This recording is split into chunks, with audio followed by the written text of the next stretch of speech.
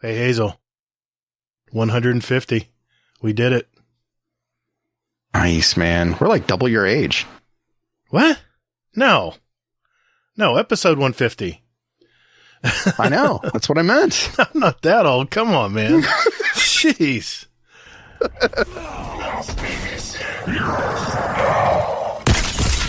Guardian down.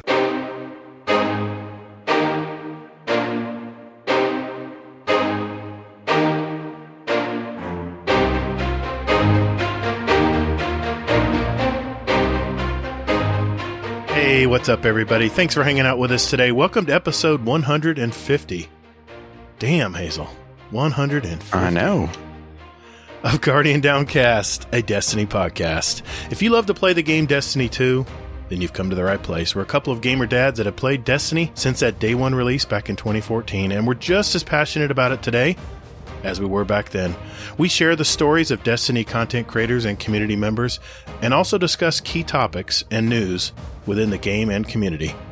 We're the show that asks, what do you want to know about us? I'm your host. Our community has a lot of questions when it comes to that. I'm your host, the Gatr. And my co-host Hazel is here. Hey, man. How you been? Dude. What's going on this week, man? Dude. It's always something different. Dude. So, yeah. Dude, man. Dude, bro. So, yes. So we celebrated... we celebrated Memorial Day. Yep. With my in-laws. Oh. It was fantastic. Oh, okay. It wasn't bad. It wasn't bad this time. Did he let you touch your grill? Or was he able to let you touch his grill? You don't touch another man's grill. Okay, come on, man. That's what I thought. Would you let, No, you passed the test. Man. I had to just make sure. Okay. I forget you're not your son-in-law, but you don't have a son-in-law, but he's dating your daughter. Yes. Yeah. Would you let him touch your grill? Hell no. If he wants to lose a finger, he can. That'd be hard to grow back. So exactly. Okay. That's right. You don't. As usual, I just totally derail any conversation you try to have. Exactly. So yes. So yeah. So no, I did not touch his grill. So we were over there, and he cooked the food for us, and he was just awesome about it all and everything. So yeah. So he was like, he's like, I'm not feeling good. My stomach's not feeling good. And I'm like, oh, great. Here comes some like food poisoning type bullshit or something. Not this shit again. And he's like, I'm just not feeling good. And we're like, all right, no worries. And we had just hung out with my mother-in-law and great uncle kind of thing, and just talking to him. And then we get back home, and like we get a text from my mother-in-law going like, hey, we took an at-home COVID test, and he has it. Oh, no. Of course he's got it. Because Hazel's coming over. Let's get COVID going. Come on. Yeah. Let's share. Let's share the love. Oh, my God. So, yeah. So, and then the next day after that, we found out that my mother-in-law had COVID, or has COVID. Wow. And then today, or actually yesterday, my wife started like not feeling too good. I'm like, fuck me running. Jeez. So yeah, she got tested today, and guess what? Positive. She's got COVID. It's like Oprah. It's like you got COVID and you got COVID. Wait a minute, didn't she already get COVID? No, she had the flu, man. Flu. Okay, so now she's definitely got it. Oh well. Shit. Yeah, exactly. You know, the good news is the latest version of COVID-19 is not as strong as the original. I mean, at least that's what everybody says. Yeah. So. I mean, I'm not an expert, but that is what everybody has said. But yeah, Addie has it too. Oh no. So yeah. It's just a matter of time for you get it. Yeah, kind of, sort of. I'm like downstairs right now, and I'm like, I don't know if I'm ever going to come back upstairs. So it's good zombie apocalypse. Exactly. Yeah. Just hiding. I got canned beans and Franks down there. I'm good. Yeah, I'm like, I'll just do DoorDash to the back door. It's okay. Oh my God. So yeah, but yeah, so that's been my week, is avoiding my in-laws and my family. So wow, dude. Yeah, good times. What about you, man? Well, let's see. Good and bad news. Let's start with the bad news. Tropical storm heading over Florida. In fact, after we podcast tonight, it'll be moving over the state. It's going to get close to Central Florida. But as we say in Florida, a tropical storm is just that's a party. It's time to go outside and dance in the rain. We could give two craps about a tropical storm.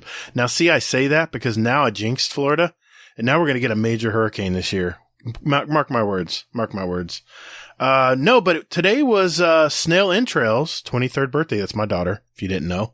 Hey. 23. In fact, I was just getting some little snippet of us singing happy birthday to us. You know, when she's 23, it's not like you have a big birthday party or anything. It's like, I need a door lock for my new house. Oh, okay. We're at Lowe's. I'm like, okay, happy birthday.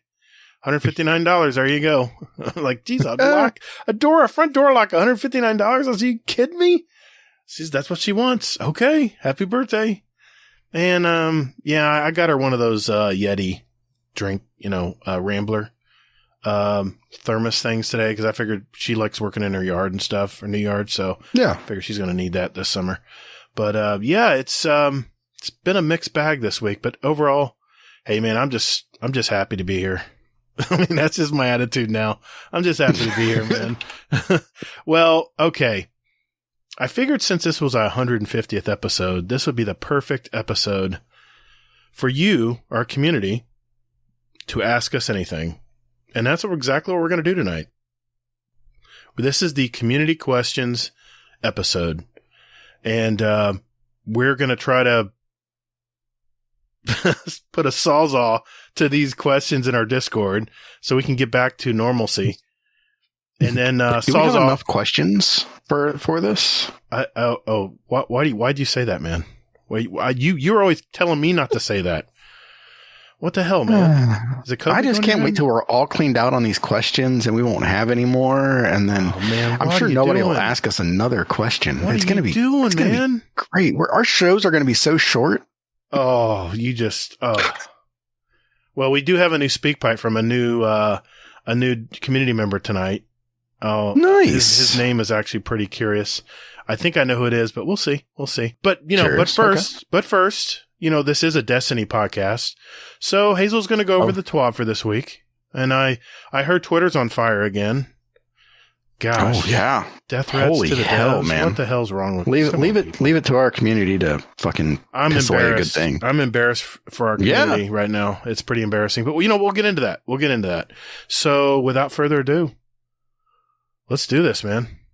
Oh, I got to do it. I got to do it correctly. That means it's time for This Week at Bungie.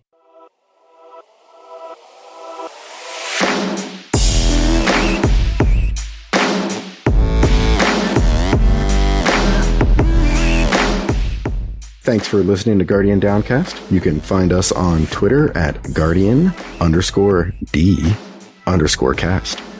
Or you can find us on our Instagram at Guardian_Down_cast and see what picks our weekly guests want to share with you. Or Gatr, just visit our website at guardiandowncast.com for all the contact info and where else to find us.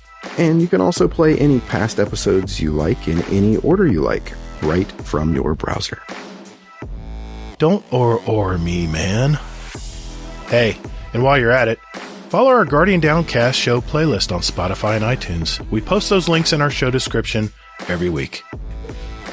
So check us out, and later, Guardian.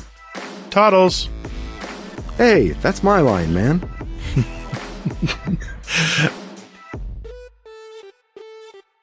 All right, Hazel, second week of Season of the Haunted.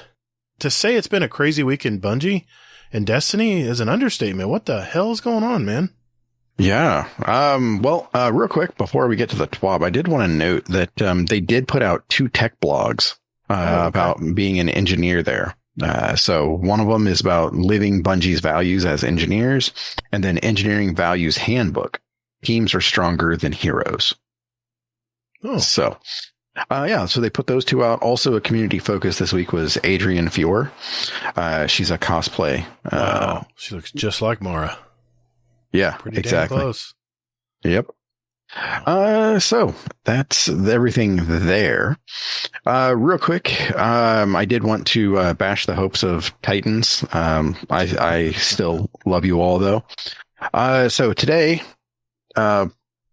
shit kind of went off in Twitterville, and basically Kevin Yanis, the one of the devs for or lead devs for Destiny 2, said, "Hey, I know that Titans really want Twilight Garrison, which those of you who don't know is basically an exotic chest that Titans have where it lets them do an air dodge, either forwards, backwards, left, or right. It was in D1, and I, as a Titan, and all the other Titans from D1 have been anxiously waiting for this to come back. And Kevin Yanis said it's never coming back. Yeah, I mean, damn, that sucks. You can burn in hell. But yeah, so Kevin Yanis he tore the Band-Aid off and he just said it plainly, just like that.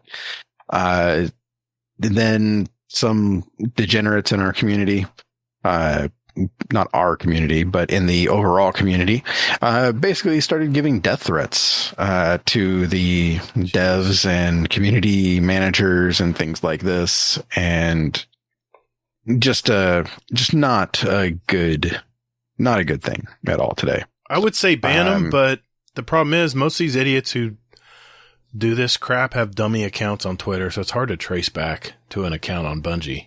It's too bad. Yeah. Kind of cowardly. Yeah, but, well, I mean, it's not just that, but okay, so Rift came out also this past week, Iron Banner, and it was not well received, and it also led to people like giving death threats to Hippie and DMG and Cosmo. Yeah, I mean, what the fuck? I mean, this is a video game. I mean, I just don't understand this. I really, truly don't. I know exactly. I can envision who is complaining about this. It's the people who always like to spawn camp in Destiny 1 that were just freaking KD farming. And the way they changed so many of the mechanics where you can't really do that anymore is if you sit there and hover in their spawn, they spawn close to the rift. They grab it and all your guys are in their spawn. They run and dunk the rift on your ass. Yeah. Good for them. I hated that, man. Those are the days of Rift, Destiny 1 that I remember that were not fun. And they've done a lot of things to correct that crap. Yeah, and I mean, we'll get into that. But I mean, I don't know. I just can't get over, I mean, the overall community and how people are like just threatening, the lives of the people that make this video game. It's like it's a video game. Pull your head out of your ass and go play Skyrim, dude. I mean, if you're that upset, just go play something else. Yeah. Yeah. We don't need you if you're going to be making death threats to people doing their job, Yeah. So yeah. Our game is full. We don't need you. Seats taken. So yeah, exactly. So, and that's actually the first thing I mentioned in TWAB is the Iron Banner Rift is making waves. So, and I think also part of it is that some people don't know how to play Rift. Yeah. And they're not enjoying it when it comes to that. So, one of the questions real quick here that we received from Hades. Well, actually, we have two questions here. So one from Hades and one from Golden God. Okay. And Hades asked, I'm guessing you're going to mention Rift before the Q&A section, but do you see it potentially bringing more PvE people to the banner as you're rewarded for more survival than just killing each other? What do you think about this question? I'll let you answer it first. I know you read it, but I'm just now seeing this question. So with it, I mean, do I think this is going to bring more PvE people to the banner? No. Because one, it takes too much thought. Two, I mean, the only reason to me why PvE people play PvP or banner for that matter is for the pinnacle. Weapons too. Yep. The weapons are more optional. But I'm saying if there were new weapons, that's what they'd be jumping in to get. Yeah, exactly. And with it, there's not. So it's just sort of meh. I mean, not even the armor is new. So yeah, I don't know. I don't think it's really going to make a difference. What about you? I think the population overall will be higher because there's no light requirement anymore. I think the population will be higher because you're bringing in people who maybe don't play as much and aren't max light, max power. So it's going to be more of a welcome mat for people who maybe wanted to get in banner, but just couldn't because they know they were going to be at a disadvantage because of the light requirement, light level enabled. So I think generally the population is going to be bigger. If the question though was, are PvE people going to move over and play it? I don't know. Probably the status quo there. Like we just mentioned, if there's a new gun or something that could kill bosses faster, does more DPS, and they'll jump in and do it. I mean, we will do stuff if there's a weapon or a meaningful reward behind it. So yeah. Okay, your answer confused me, but sorry. Yeah, generally yes. I think the population will be bigger, mainly not because of PvE PvP people, but because that was the question, though. I mean, yeah. Well, so where are the people going to come from then? It could be new light players. It could be people who maybe have always stayed on the sidelines. There's a lot of people who play PvE and PvP. You know, they do what they have to do to get their pinnacles and stuff, but maybe knowing that they don't have to worry about Iron Banner bounties anymore, that maybe it's a lot user-friendly jumping into it. Now, the game mode... Well, bounties are still in the game to a degree. Yeah, the challenges. But there's no Iron Banner bounties. You go up to Salad and he's like, I got nothing for you, man. So... Right, but you know where those are now, right? What, the Iron Banner bounties? No, they're in the game. They're in the game. Yeah, exactly. They're just built into it. Yeah, so that way what do you have, a daily? This is what confused me. They said there's a daily one for up to 7 days, I guess? 4 days. 4 days. And then there's a weekly one? Well, where's the weekly one? When's that one pop in? At the beginning? That one shows up, I want to say, like maybe the next day after you do 4 days worth of... Oh, so you have to complete the 4. I've only done 1 day, so I got some work to do. You're a schmo. Look at you. Dude, I've just been busy, man. I love playing it, but I really have been, I'll be honest, I'm not really excited about playing solo because Rift is a team-based game and we had a great time. I mean, don't get me wrong. We got stomped. Well, hold on, man. Hold on. I know. I'm trying to stay off that you just want to talk about this. You just want to talk about your experience. I'm just trying to. So, yeah, go ahead. So let me just go ahead and ask the question then. So Golden God asks, question for the show. What do you think about the new Iron Banner? I like it. It's really fun to me. I'm having a blast playing it. Thanks, Golden God. So, yeah. Thank you, Hades, too. Yeah, Hades. Thank you. I mean, okay. Go ahead. The floor is yours, Gatr. All right. We like I said, we played Tuesday. And the problem with Rift is it's not really a good solo based game. So I've kind of avoided it. If I had, like the other night, I could have jumped on and played a lot of Iron Banner, but I just wasn't enthusiastic about it. And believe me, I want that Iron Lord title, but I may have to be cranking it out, next time it comes around before the season's up. But the thing with Rift is, there's got to be a ton of communication. Whoever has the Rift ball is on a timer. I think they have a minute, right, before it blows up in their face. I carried it a few times and I slammed it a few times. It was a lot of fun, but there's an urgency. Everyone has to be on the same page and you have to be moving up as a group. And literally what the key to Rift is playing as a group, lots of communication, and a lot of comms as far as who you take out. Because once you take them out, they're on a 15-second timer. So if your team and if your front line is ahead of you and they've cleaned it out, I've literally just walked up there and slammed it. I even went up and emoted for like a full 5 or 10 seconds and then slammed it. I know that's not kind of a dick move. I know it is. It's not very sportsmanlike, but I was having fun. And but we'd have teams that would just load up 5 sparks. I mean, within 5 minutes. Just annihilate us. They were not intimidated at us at all. They would go through our front line or our defensive line like butter. I mean, they were like a hot knife through butter. It was crazy. I know Monkey was always pissed because I was camping the spark. My strategy was I would camp the spark, get away, get a line on the spark. And as people went and grabbed it, I would get some DPS into them and it would slow them down as far as getting the spark. And Monkey would just run right at him, of course, because that's his play style. And I had good success doing that because at first I started running like Monkey did. I just started running up there and getting aggressive and stuff, and I was getting slammed by flawless players and, a bunch of competitive players who are used to one-on-one gunfights, and I would get 2v1'd all the time. So after about the second or third game, I was like, all right, I'm going to slow this down a little bit because you can't play it too fast. It's a fine line. You have to play it. You have to be very conservative because your life is 15 seconds if you want it to come back.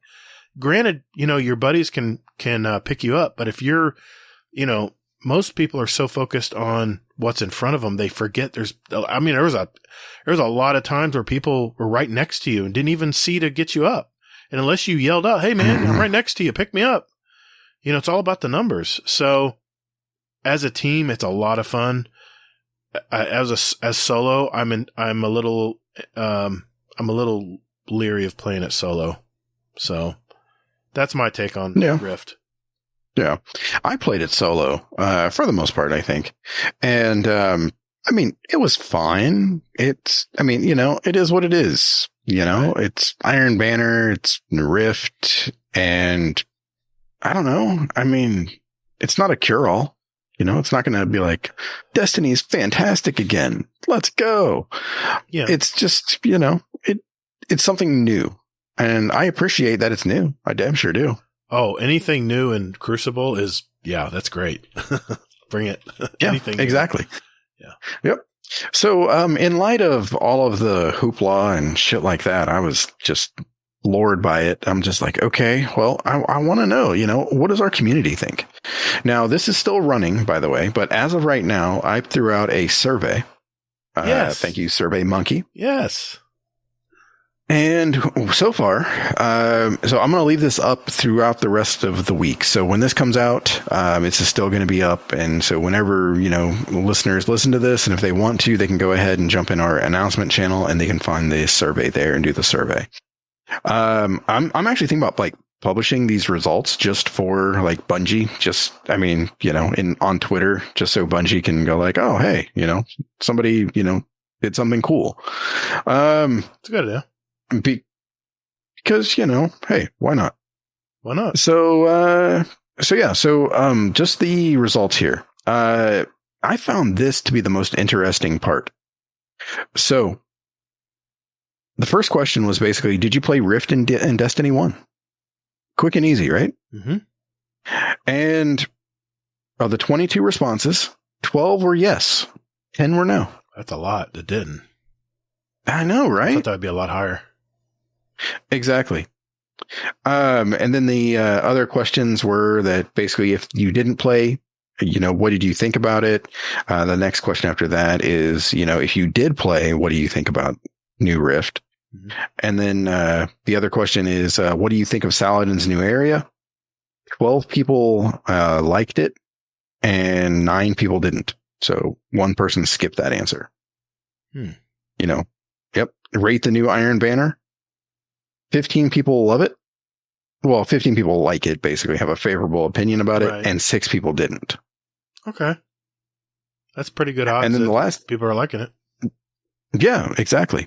And then the last question is, what could be changed? What's one fix you want to see in here? Right. And just guess what, like some of the, I know. Guess what one of the, okay, timers, the respawn timers. A couple people did mention the shorter respawn timer. I don't really think that was an issue for me. I appreciated that.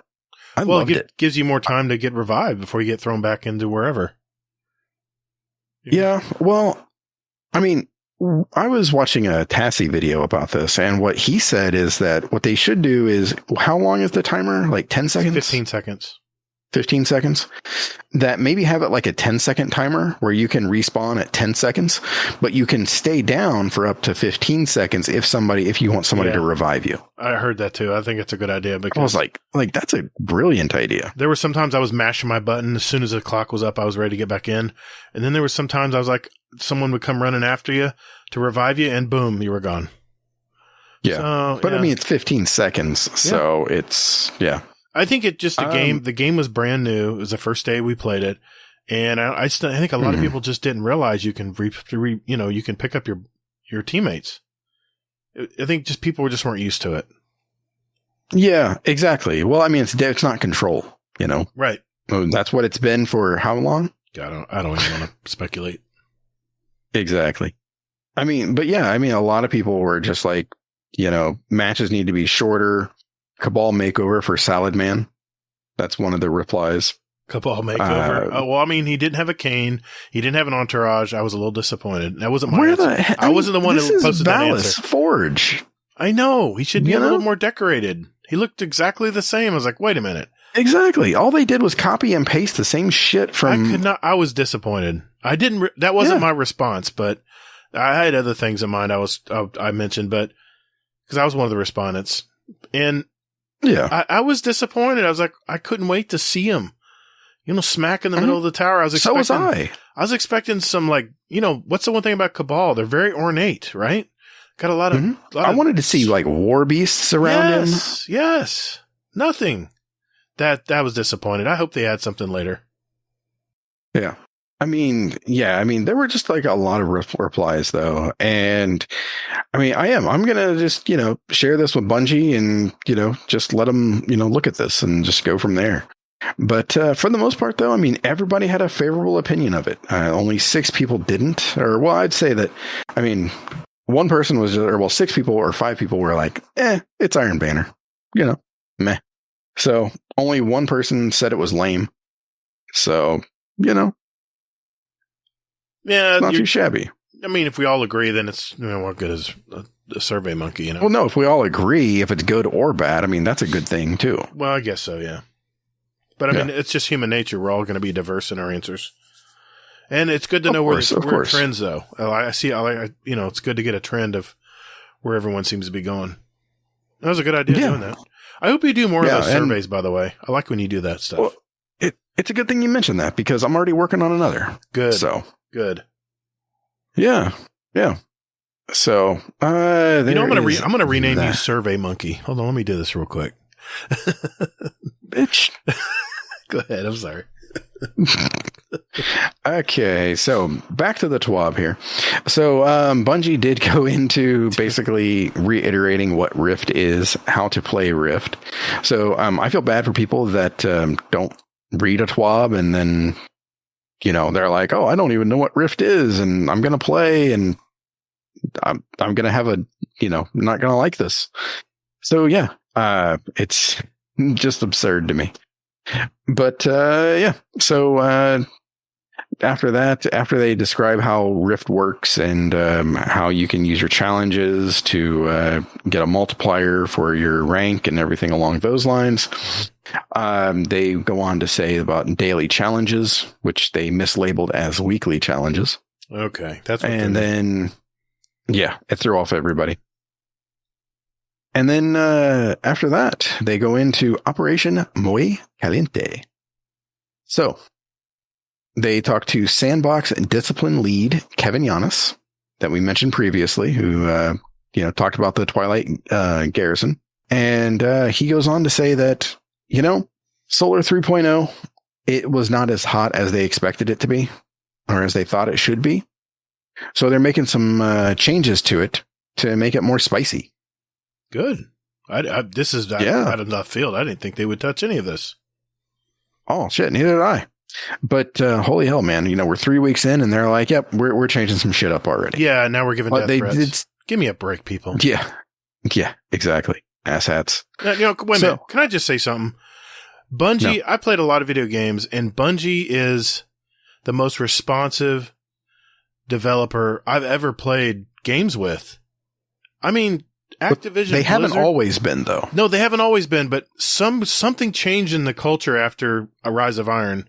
Something changed in the culture when they went into Destiny 2, because they have been not only responsive to complaints or, anything in our community. It's usually someone's responding to it, but they're actually changing stuff according to what they're, gosh, imagine that.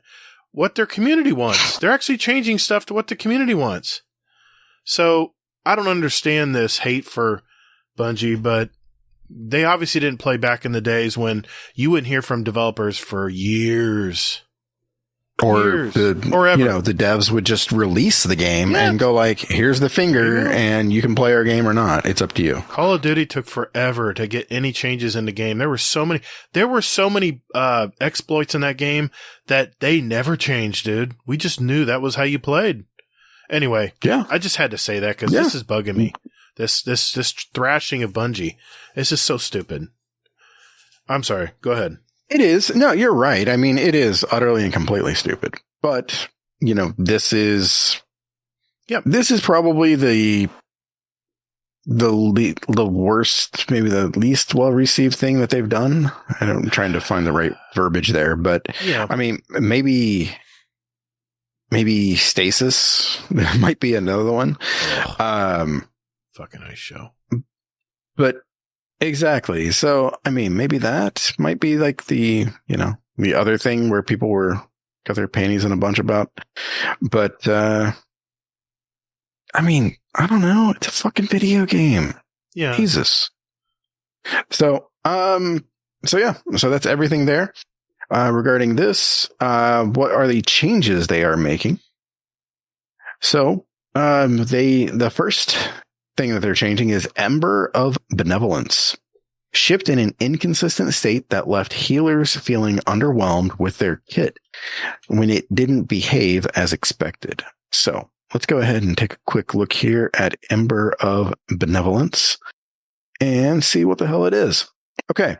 Applying Restoration, Cure, or Radiant to allies grants increased grenade, melee, and class ability regeneration for a short time. -10 to discipline. So that's a nice healer kind of thing, Yeah, I was just seeing, I just saw a video from Error about this new fragment. It was Empyrean, I believe, but he said you were unkillable if you stacked it twice. He stood in front of a big, one of the bosses in one of the boss sectors. He just sat there. Yeah, and he didn't it's die. the one he always uses. Yeah. I forget what they it's not Empyrean. It's, what is it? Well, it's Empyrean was one unlocked. The other one was called Char, I think. Solus, I think, is another one. Solus? There were two that were released, right? Today? Well, I'll look. I know that everybody likes Torches, Ember of Torches. What I have on my build right now is Solus, which is Radiant and Restoration effects applied to you have increased duration. Ember of Searing, which is defeating scorched targets, grant melee energy. This is on my Titan.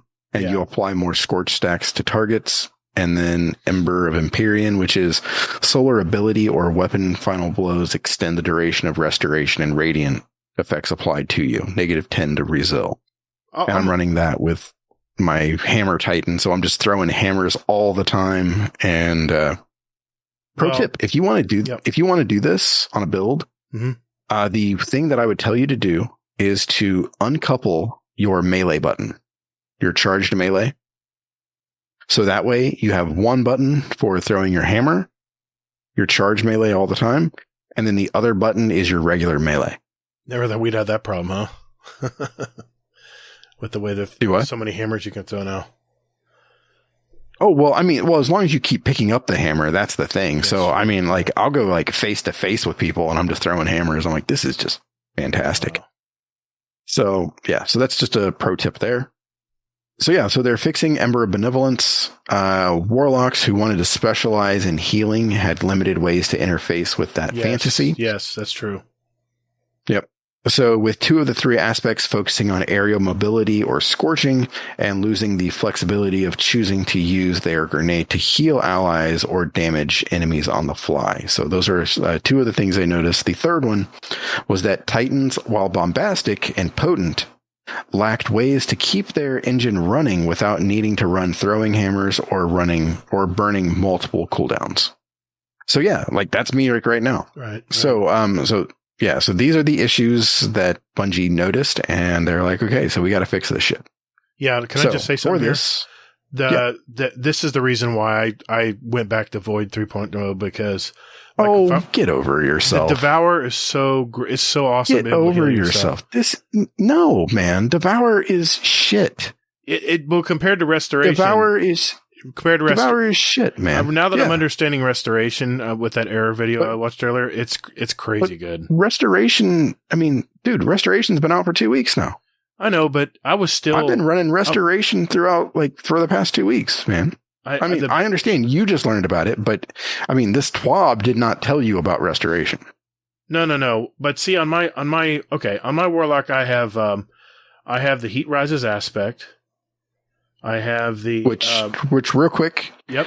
They are adding a behavior to it, which is consuming your grenade now also releases a burst of cure ×2 around you, healing you and nearby allies. Okay. And consuming a healing grenade increases the strength of the burst to cure ×3, and consuming a touch of flame healing grenade provides restoration as an additional benefit. That I like. But the problem with Heat Rises is once you engulf the grenade, what's it called? Consume the grenade. You're up so high in the air. How's that going to help your allies? They're down on the ground. It must shoot it out or something at them, like the Lumina, has little seeker vessels that heal people and cure people. I don't think so. No, I think it's just. I mean, because you can use it and fall to the ground, right? I don't know. Yeah, definitely can. But what I'm saying is Heat Rises, the benefit of Heat Rises is you can float in the air forever for like 30 seconds. It's crazy. And if you keep killing stuff, it keeps adding 5 seconds to your Heat Rises. So you can literally stay up in the air forever. If you have a certain, the build I have is I have Heat Rises. I have Touch of Flame. I'm using, Ember of Singeing. I'm using, trying to scroll over it. Ember of Torches, Ember of Ashes, and Ember of Searing. And I'm using solar grenades, and I have the exotic gauntlet sunbracers. It's the infinite grenade build, and I keep throwing grenades. I keep getting wells. I keep getting everything grenades. Everything keep coming back, especially my snap. And then if you put on Heat Rises, if you use a grenade for that, and float in the air, anything you kill, it just adds 5 seconds for every kill. So you have 30 seconds, right? And I would kill something and I would get it'd be back to 30 seconds again. It's a really decent build, but the only thing it lacked was it didn't have a lot of restoration. And that you just covered that part. The fact that they're putting more restoration into the builds. Yeah. Like I said, I'm excited about it now. Well, they're not putting more restoration into the builds. They're just enhancing it. I mean, yeah, exactly. So, I mean, so with this, it's mainly that, so for those of you that don't know, restoration is basically you regenerate health and shields over time, cannot be interrupted by taking damage. Think of it as being in a well of radiance. Your energy goes down when you get damaged, but it immediately shoots back up. Devour works differently. It'll give you energy instantly, but you can immediately get knocked out. But you have to get a kill to get Devour to proc. Exactly. This, you don't have to do that. That's nice. I'm going to have to research this out a little bit. I've only touched the surface. I'm going to have to research this out a bit. I'm just saying. Bitch, please, man. Dude, man. Okay. I did a dungeon today. Mm-hmm. The new dungeon, Duality, with Lord Master Chaos and 21 Cabbage. Nice. I haven't seen those guys. I haven't played with those guys yet. I think I played with Lord Master Chaos in PvP, I think. Yeah. Well, we knocked it out in an hour and 11 minutes. What? I had 7 deaths. And they were mainly all because I was just a dumb shit and I would just jump off the map. Yeah. But really, I think I died a couple times due to I couldn't get restoration to proc. I only got one word for you. Carry me, senpai. I need a carry. I haven't gotten through this yet. I need help here, man. I don't carry anybody in anything. I expect you to pull your own weight, and I'll definitely. You know what, man? Yeah, we can knock it out after this if you want. Okay. It is easy. I am just loving. I'm loving it. I really truly am. Now, was everyone using the new solar builds, or were they using Devour, or what were the people using in there? What was Lord Master Chaos and Cabbage using? Cabbage was using Void, and I don't know what Chaos was using. I'm trying to remember. He may have been using Solar, I think. Okay. But they were both hunters, and I'll be damned. I mean, they were like some of the best jumping hunters because I was like, oh, they're screwed. But then they'd be like, nope. And then they would just double jump. And I'm like, wow. They made it. So an hour and 11 minutes, you got it done. Yep. And it was we kind of, I mean, it wasn't a perfect run either. So, I mean, it could have been under an hour and it would have been, I mean, that's my fastest run was with these guys. And we even we stopped and grabbed all of the memories along the way too. You said last week it took you 4 hours. I was like, oh, I'm going to just wait for when they really get good at the dungeon before I jump in. Because you LFG. Yeah. Well, yeah, that first one was LFG. The second time was with Kingsley and Sin, and that was an hour and a half. And then this time was with 21 Cabbage and Lord Master Chaos. So are these in your GDC 2 clan, or are these in the other? Yeah. I mean, that's great, man. Yeah. I just GDC can't. 2 representing. I just cannot wait until Bungie figures out how to double the clan size so we could just merge our clans, because yes, it's getting old. We had to create another clan because you can only hold 100 people in a clan, and that's just stupid. Well, I know, and you have so many alts that they need their own clan. Yeah. Anyway. Moving on. Mm-hmm. So, okay. So, I mentioned Heat Rises, the change there. Icarus Dash, they added a behavior to that while airborne, rapidly defeating targets with your super or any weapon cures you. Wow. Then they added Celestial Fire. It said here, each Celestial Fire projectile now applies 10 Scorch stacks. 10. And then this is increased to 15 stacks with Ember of Ashes equipped. Now, question. Do we know how many stacks are stacked? Or is it still a mystery? Fuck no. Oh, come on, man. It's a mystery, man. We don't know. Tell me 15 stacks. That doesn't mean anything to me. I mean, I guess they're increasing the stacks, so they'll blow up. It means faster. eventually what Scorch is going to do is make them ignite and then blow up. Yeah, but I'm a control freak. I need to know exactly when that's going to happen so I can. Right. No shit, man. No shit. I'm with you.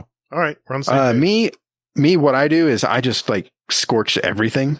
I just throw a grenade. I throw a hammer. Scorch and make a sunspot. I'm just fuck fire everybody. I'm you want the world to burn, all right?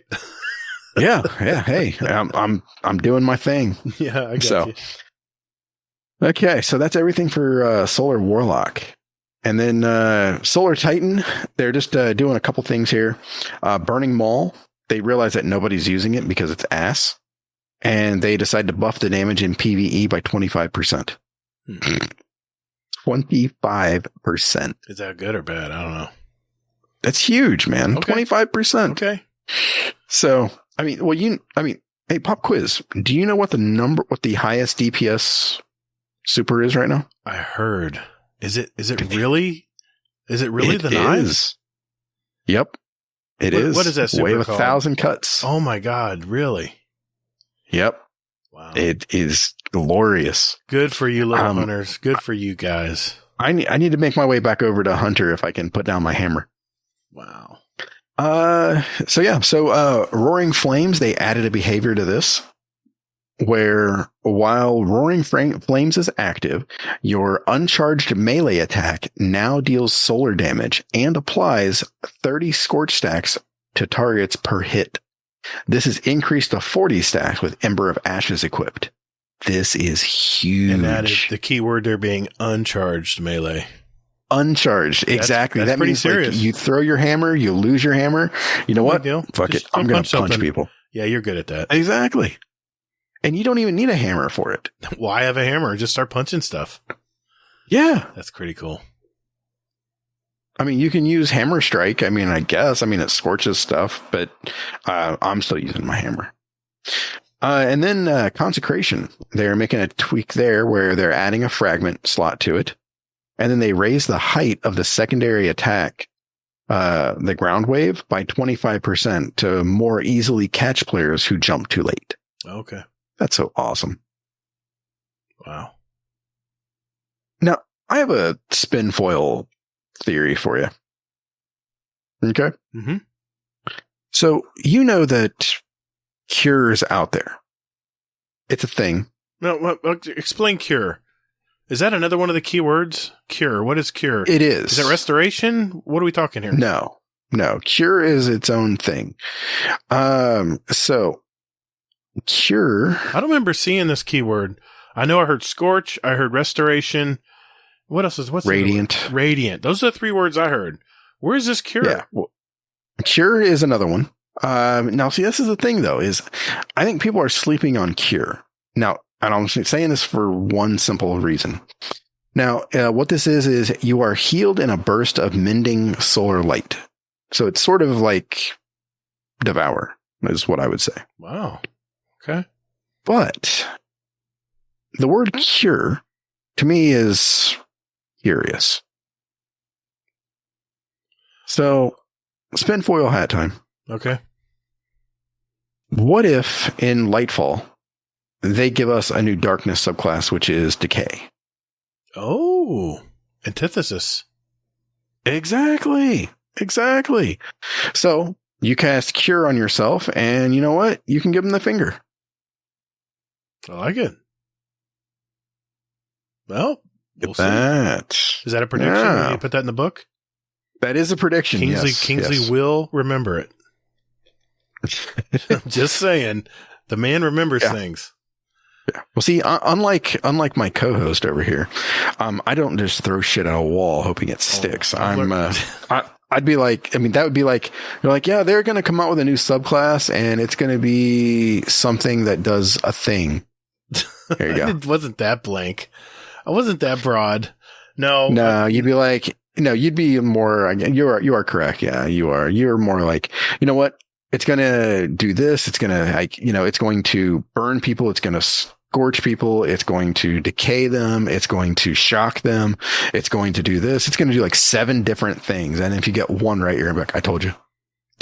Okay. Well, here's my latest, cause Kingsley is put it in the big book I think the next gen consoles, the old gen consoles, I think, remember I can't remember when they did that. I think they said, PS3s, we don't support PS3 anymore. When was that? Was that Destiny 2 when they did that the very first year?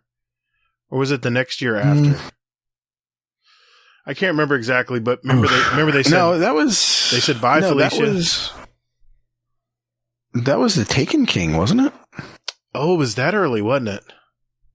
That's when they said PS4 I think that was and Xbox Taken One. King. Yeah. Yeah, that's when I think that was for Taken King maybe, or if not then it was maybe Rise of Iron. But no, it was Taken King, I think. Okay, and my next question is, because you know this answer and I don't, I can't remember. What is the next major expansion after this one? Is it Lightfall? What's the one after that? Yeah. The Final Shape? The Final Shape. Yeah. Yeah, I told, my prediction was the Final Shape would be next gen consoles only and PC. That was because believe me, he wrote it down. He'll remember it. Believe me, in a couple of years, he'll go, see, Gatr, told you you're wrong. But that's my prediction. I could see that being actually maybe something for Lightfall. See, I think originally it was, but I don't think Bungie anticipated the supply chain issues, especially with PS5. And Xbox Series X. I mean, those are still pretty tough to get. And I think the fact that I delayed it a year, I think they're probably going to push it up to the Final Shape. Will be the last. Will be only next gen or PC. That was my prediction. Yeah. I mean, that's not too broad. I understand it. I mean, I can understand it. I mean, to me, I think that seems too late. I know what you mean, but I think there's a lot more after the Final Shape coming.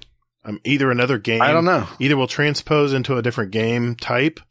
I mean, maybe a different Destiny period. Destiny Online, maybe? I don't know. Anyway. But. Well, back to the TWAB. Oh, yeah. Sorry. We were doing that still. Yeah, we're still doing that. Okay. Yeah. Longest TWAB ever. All right. So with this, they go on to say that, don't expect any more balance patches or balance passes on this until basically the end of the season, maybe, if we're lucky. Wow. Okay. So, yeah, the team is needing a break, and they're putting the finishing touches on Arc 3.0. And I can't tell you how excited I am for Arc 3.0 just because they are going to have that thing cranked up crazy high because of this whole solar.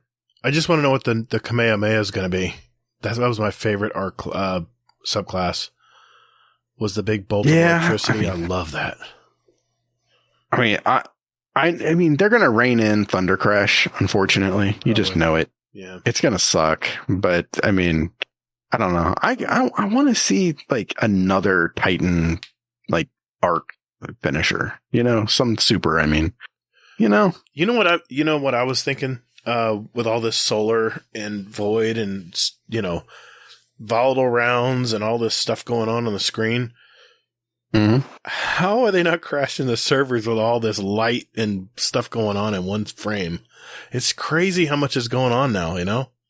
It seems like it's ramped up to 11 now.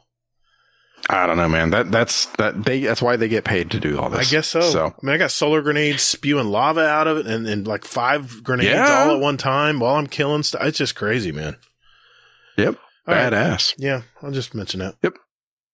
So Prime Gaming is back again, so feel free to go ahead and pick up your goodies through Amazon Prime. It's going to be the Polaris Lance, an ornament, a ship, as well as, or not a ship, I'm sorry, a Sparrow, and a ghost projection.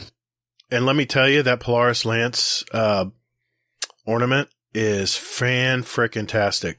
It is a beautiful ornament. It totally changes the look of the gun. And not to mention your barrel length just like doubles in size almost. It's crazy. Which actually impacts the game. It does. That's why it's on my Polaris Lance. I would use it in Iron Banner, and I was popping heads, man. It was awesome. Anyway. Yep. All right. So, besides all of that, Heroes Welcome Always. So, I don't know if you got a chance to watch this, but Amaze, in all of his awesomeness, went ahead and I guess I don't know if he actually paired up with Bungie with this, but yeah, they actually had a video showing how Bungie did all the behind the scenes on it. Okay, nice. I didn't see that. I saw it was out there, but I didn't get a chance to watch it. I've watched Amaze when he streams, and he raps all the time. So this is nothing new to him. Yeah. He has the rhymes, man. He can crank them out on demand. It's great. Yeah. But this was an awesome video. There we go. And then under the Shit's Broken area, there will be a new hotfix on Tuesday, June 7th. And pretty much it's nothing major there. They have a shit ton of known issues there. And then they go on to say that like next Tuesday, gonna be a hotfix. Yeah, I'm just trying to see here. They're making some changes to Rift. That's what it was. But Rift will be over by then. Yeah, but they're making some changes to it for next Rift. Good. So. Okay. Yep. Okay. Then movies, art, and get in, Guardian. We're going shopping. So with this, they have a full-scale Celestial Nighthawk helmet. Ooh, it looks good. Yes. Nice cosplay item there. Ooh. If you can wear it. Well, yeah, but no, I'm talking about the Bungie Pride Emblem 2.0. Ooh, that looks good. That is pretty. Right? Looks pretty good. Yep. I got last year. I still wear it. Yeah, I still have that. And I still wear it. So nice. I'll go ahead and snag this one too. Hell yeah. So, okay. And then they go on to say, before we release you all back to the wild, to slay those weekly challenges and take on what's left of this week's story mission, which was utterly and completely fantastic, by the way. I played it. It was good. Yeah? Yep. Okay. Yeah. Did you actually pay attention? Okay. I got to backpedal a little bit because last week I was probably having a bad. Wait. Hold on. What? All right, I'm getting my popcorn ready. I can hear you eating it too. Holy shit! Okay, go ahead. Yeah, I needed to backpedal a little bit. Actually listened back to last week's show, and I might have been a little harsh on the story and the beginning of the season. And the story is pretty good. It's pretty good. Yeah, and then I said, you know what? I'm going to pay attention this week too. And I played it again. I played the story again, and especially the Sever. And then I played this week's mission and the Sever mission, and yeah, it was pretty good, man. It's pretty good. It's some very good writing, very good character development. And you know what's really great? I'm reading the very end of the latest lore book, and guess what they're talking about? They're talking about what the Awoken went through to become Awoken, and it is it's fantastic story. And, you know how lore, sometimes the way it's written, it's kind of hard you have to read it like 2 or 3 times because it's just very fanciful writing when they write it. And sometimes, yeah, you have to kind of think about it because the way they phrase stuff kind of goes against common language. But all this lore at the back end of the latest lore book is all about Mara and her brother and Shuraido, her number one, protector, and all the, Tekken witches and where Mara came from. I'm not going to spoil too much, but if you're checking that last book out, it's really good. I mean, this lore is in the game. You just got to know where to find it. And I'm almost at the end of it, and it's a fantastic story. I'm enamored with Mara now.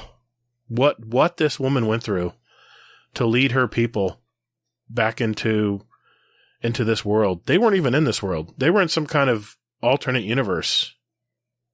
They went through an event horizon basically, and came and had this beautiful world where they live forever as humans, but they weren't exactly human.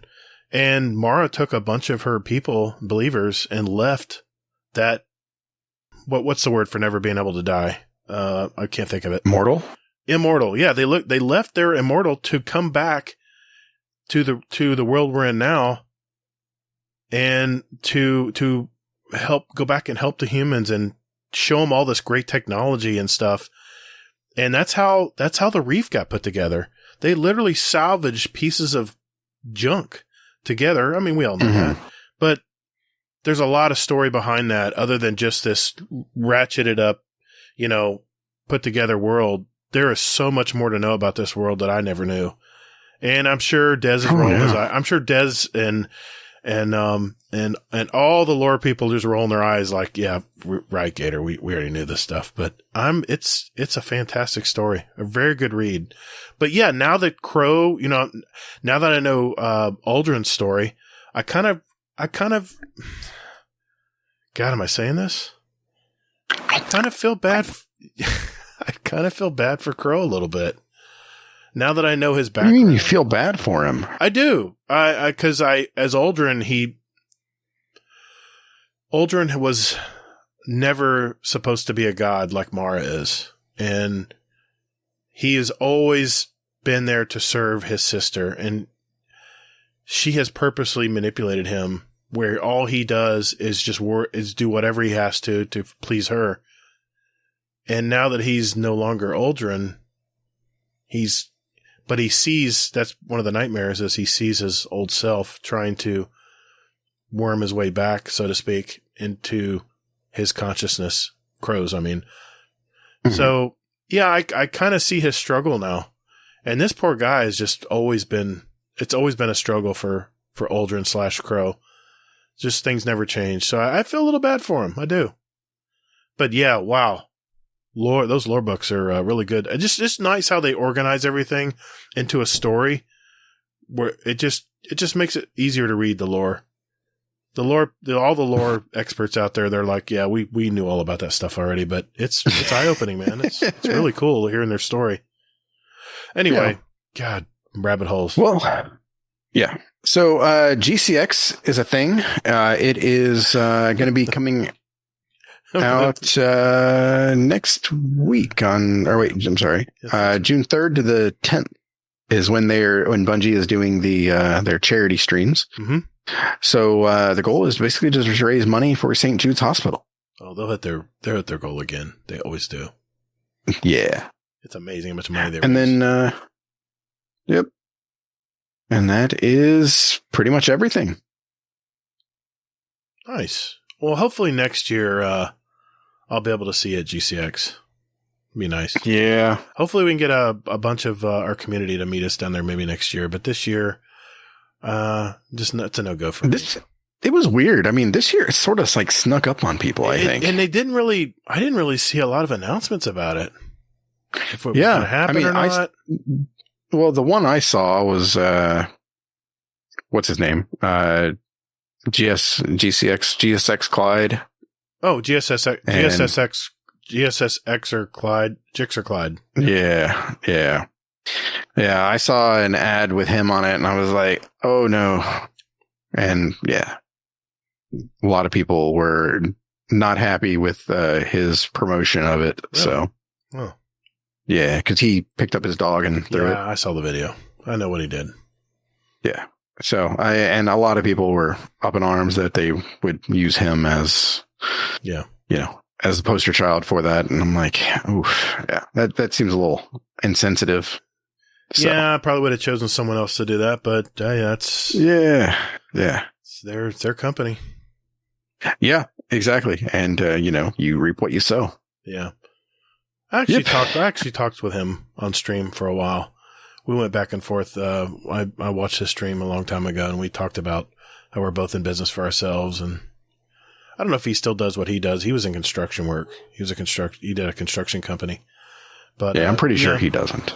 No, but I don't know. I used to watch him too. I mean, I love that fucking dog too. So yeah, and he's pretty high strung. He's pretty high strung when he raids because he has to help people who've never raided before. And like I mentioned before, you and others who Sherpa people through raids, you have an infinite amount of patience, especially people who've never done a raid period. And it's just, I have a lot of respect for people who just take a deep breath and, just walk them through it. It takes a lot of patience. So I don't know. I mean, it's just Destiny. I mean, I understand, but it's like with anything. If you're explaining anything to somebody, having patience and, guiding people respectfully to get things done or whatever they're trying to help them do, it takes a certain amount of tact, Anyway. Yeah, I get it. I do. Yeah. Man, I'm just rambling tonight. Sorry about that. Nah, it's all right. It's the sun. It's okay. You're complimenting me, so I'll allow it. I am, aren't I? That's true. Thanks, Hazel. We appreciate it, man. Yeah, let's hope next week's not quite as eventful. I'll be happy if it isn't. All right. Yeah, for real. All right. Well, hey, man, let's get to it, man. Let's get to what we're here for tonight to do, and that's answer community questions. We'll do that right after this short little ad.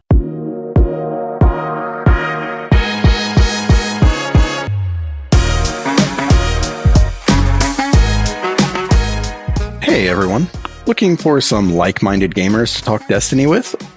Or maybe just a place to de-stress and talk with others about life for a bit.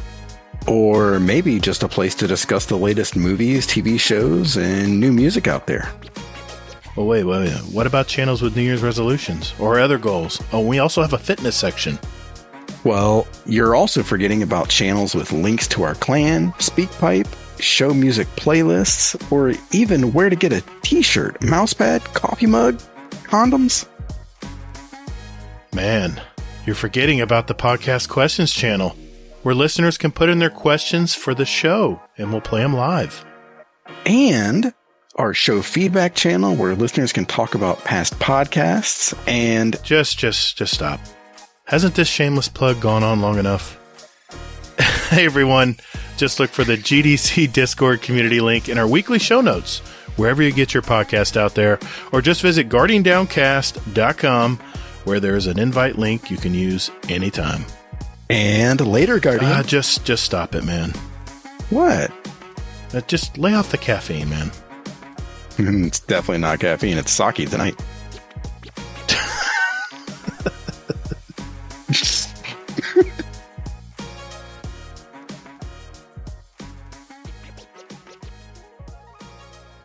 We do need to talk about one more thing because I will forget about it once we start answering community questions, Hazel, and that is our question of the month for June. Like I said, congratulations to Miner. He won our $25 Amazon gift card for this month. Meta Giles. See, I said it right. I practiced. Wow. He should feel honored. And and Mr. Wabbit. Those podcast swag gifts went out actually today. Should be getting those very, very soon. And, yeah, it was a lot of fun. So we want to do it all over again. So our question of the month for June is, what Destiny character and subclass do you play? And why? Why do you play, if you're a Titan, why do you play a Titan? What is it about Titan that you like over being a hunter or a warlock? What subclasses do you like to use? You'll mention anything you want. Anything you like about that subclass or about that character in Destiny. Just tell us what you love about it. And make sure you mention your gamer tag. Do a little promotion. Self-promotion's good. Let us know who you are. And we need these questions answered by Wednesday, June 29th. On episode 154, Hazel and I are going to read and play your answers to the question and randomly draw a name and award another $25 Amazon gift card. Now, we're going to do it the same way we did it in June. Everyone, whether you're a SpeakPipe or in our question of the month respondent in our Discord in writing, everyone is going to go into the drawing for the $25 Amazon gift card. But if you send in a SpeakPipe, there's going to be a separate drawing just for our SpeakPipe responses, and that's where you can win some podcast swag. So it could be a mouse pad, it could be a T-shirt, it could be a stainless steel water bottle, it could be some stickers, it could be all kinds of decals, it could be whatever. But just want to let you know, we really like SpeakPipes, if you haven't gotten the gist of it yet. So, so send us that question of the month. Send your answer in. We love doing it. It's a lot of fun. So like I said, June 29th is the deadline when we need to get this in. And remember to go to speakpipe.com/GuardianDowncast, no spaces, and you can easily leave your answer to the question of the month. And I think you have like 2 minutes. I mean, you have a lot of time to talk. So good luck, and let's see who wins it this month. All right, now. Good luck. Now we're going to go do some community questions right after this.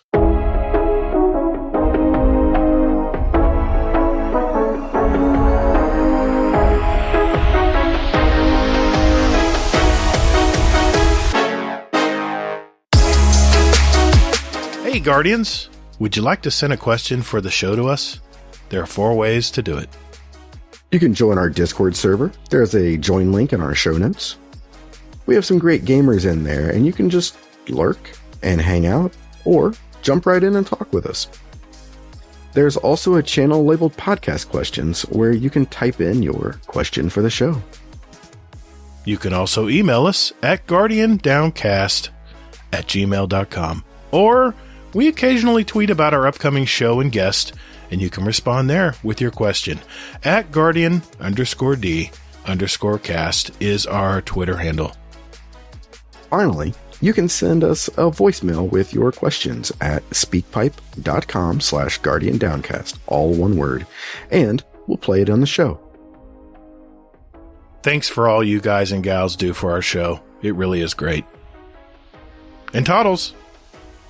And later, Guardian. Hey, man, that's my line. All right, ladies and gentlemen, this is the favorite part of the show. This is our community questions segment, and this is the community questions Ask Us Anything episode. So we're going to start, of course, with our SpeakPipes, and let's start out first with, it just said Discord disappointed child. You draw your conclusions there, but here we go. What's up, peeps? 'Tis me. My question is there anything from 2.0 that you miss? I personally massively miss the flawless executioner from Void and the precision throwing knives that give me my melee back. Solar. My theory is that hunters are just too amazing, so therefore they had to stop them from being so good with precision kills and everything. Love you both. Good.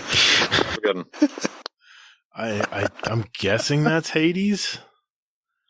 What? I don't know who that is. Is that not Arf? Who is that? Not Arf, man. Not Arf. I'm sorry. I only have one earbud in. I couldn't hear it completely. That's going to be my excuse. You have more excuses than I do. I'm full of them tonight. Not Arf. Thanks, man. That was a great question. Well, he put disappointed Discord disappointed child. I don't know who that is. What do you think, Hazel? Anything you missed from the old subclass?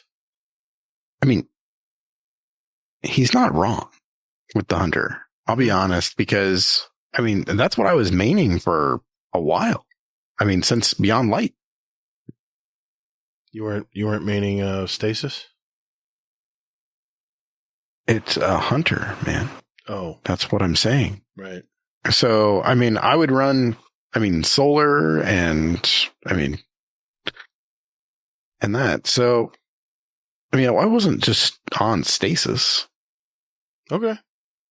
I think I would have to agree with him. I'm just trying to think about, it just had so much. 2.0 had so much to it and so much, intricacy to it that I don't know. I don't know. I don't want to say I like 3.0 better, but it's certainly new and shiny. So it definitely eases the loss that I'm feeling. See, ever since they went to the aspect and fragment system, I'm loving it. I don't even remember what 2.0 was with my void lock. I still have I still have my blink. I still have a lot of things. It's just even better now. Devour works easier on a lot of different methods now. It's just so much better. I'm thinking too, man. I can't think of anything. Do you know why that is, though? Why we don't know? Why? Because it was all bundled together. Yeah, we didn't have any choice. You didn't have to know. We didn't have any choice. Right. You didn't have any customization to it. See, that's the thing. That's the reason I've really grasped ever since last season and the Witch Queen DLC is why I've really grasped on to PvE now. Because now you can create builds because you have different options. You have different, it's like Destiny 1, but not. It's a different layout. You have choice in Destiny 1 with your trees, your skill trees, but I like this aspect and fragment system much better. And gosh, you can really get creative on these builds, man. There's a lot of different little subtle things that can make a difference depending on how you play the game. I love it, man. But yeah, I don't really remember much from Void 2.0 because it was automatic. You either click this or click that. I don't remember. Definitely don't miss, what was the middle tree void? The void, I can't even think of the name of it because I really didn't care about it. So yeah, no. In fact, that was Nova Warp. Yeah, Nova Warp. It still sucks, by the way, but at least you can build to it. Where if you like playing Nova Warp, you can still use it. But Nova Warp was it was pretty potent in 3.0 for a while. Here's the thing, though.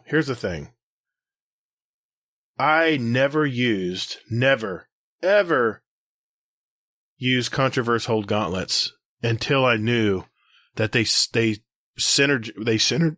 basically synced up with all these builds that I'm putting together.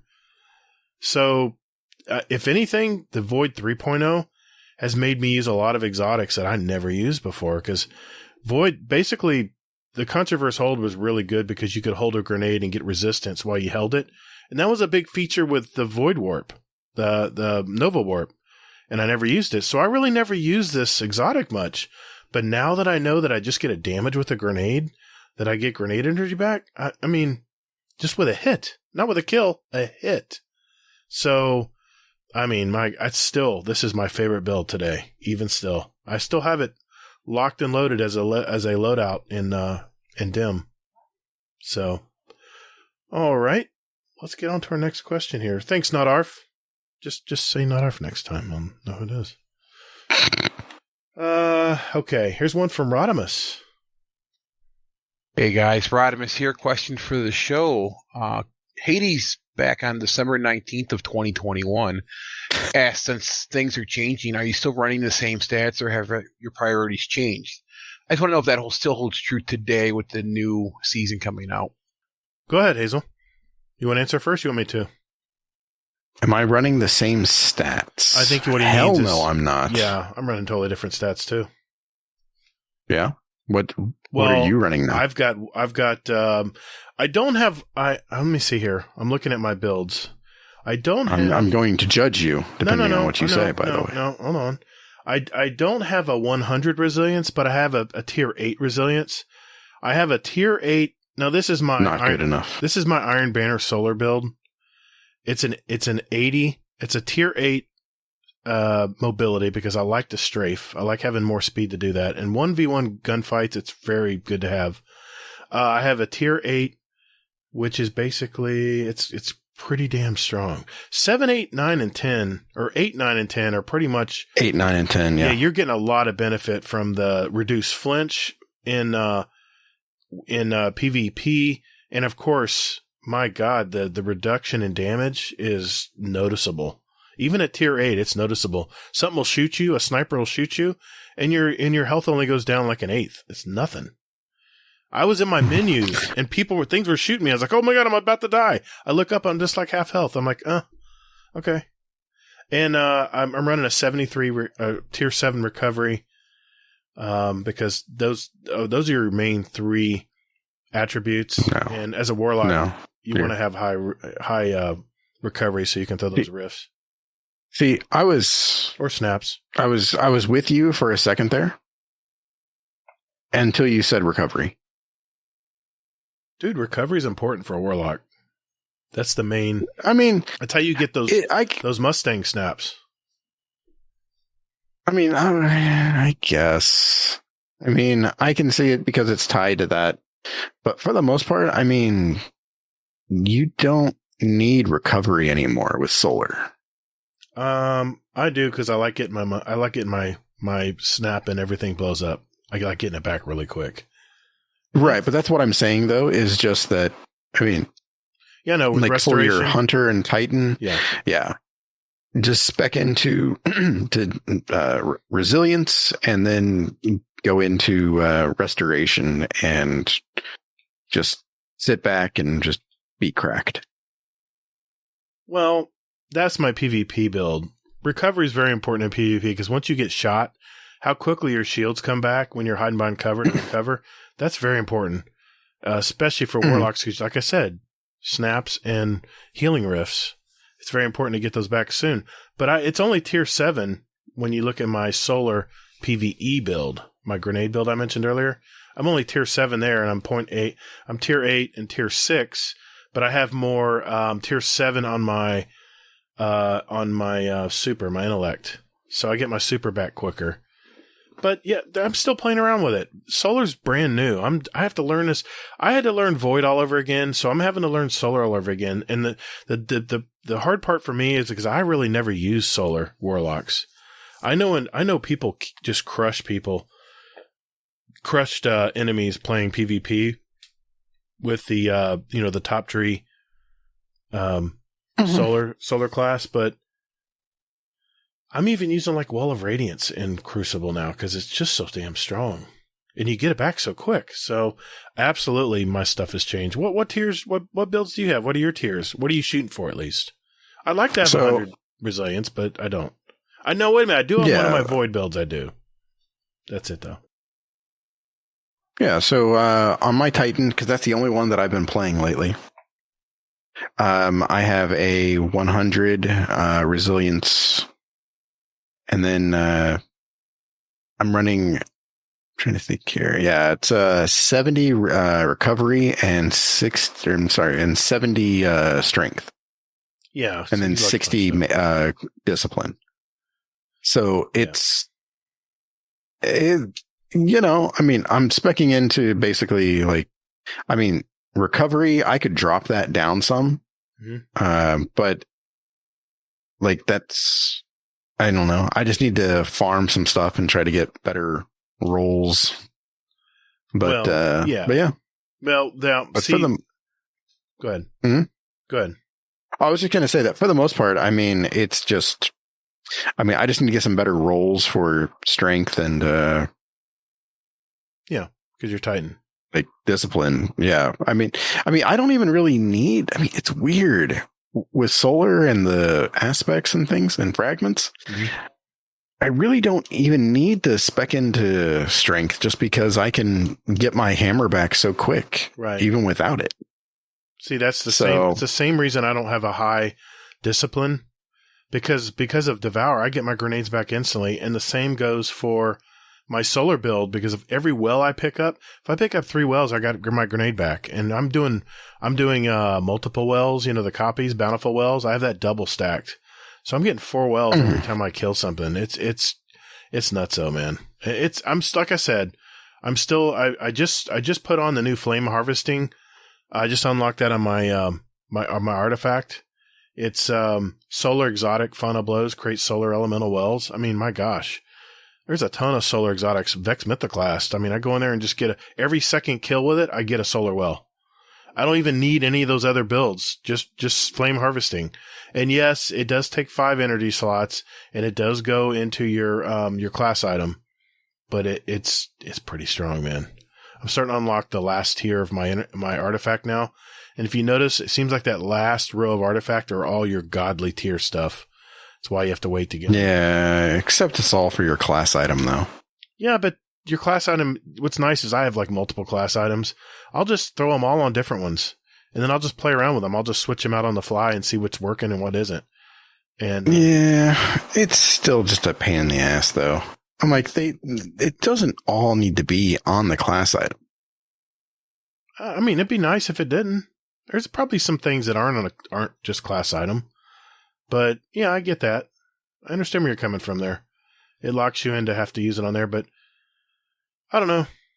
But anyway, to answer your question, Rodimus, yeah, we've changed our stats quite a bit. Our builds are totally different than last season. All right, let's keep rolling here. Another one from Rodimus. So I think I found a way to help you with your pin problem. I'm just going to start asking you questions via SpeakPipe of the pin messages that are the oldest in the Discord. So I'm going to go with the question from Sharp. Question for the show. How many gators can fit in a hazelnut? Then also, how many hazelnuts can fit in a gator? I've been pondering this for a long time, and I'd just be curious what your answer is going to be. Well, I know we have a T-shirt with a hazelnut and a gator next to each other. I don't know. How do you answer that question? I say I'm going to say B. I got to go with A. Okay. Question asked? Yeah. Question answered.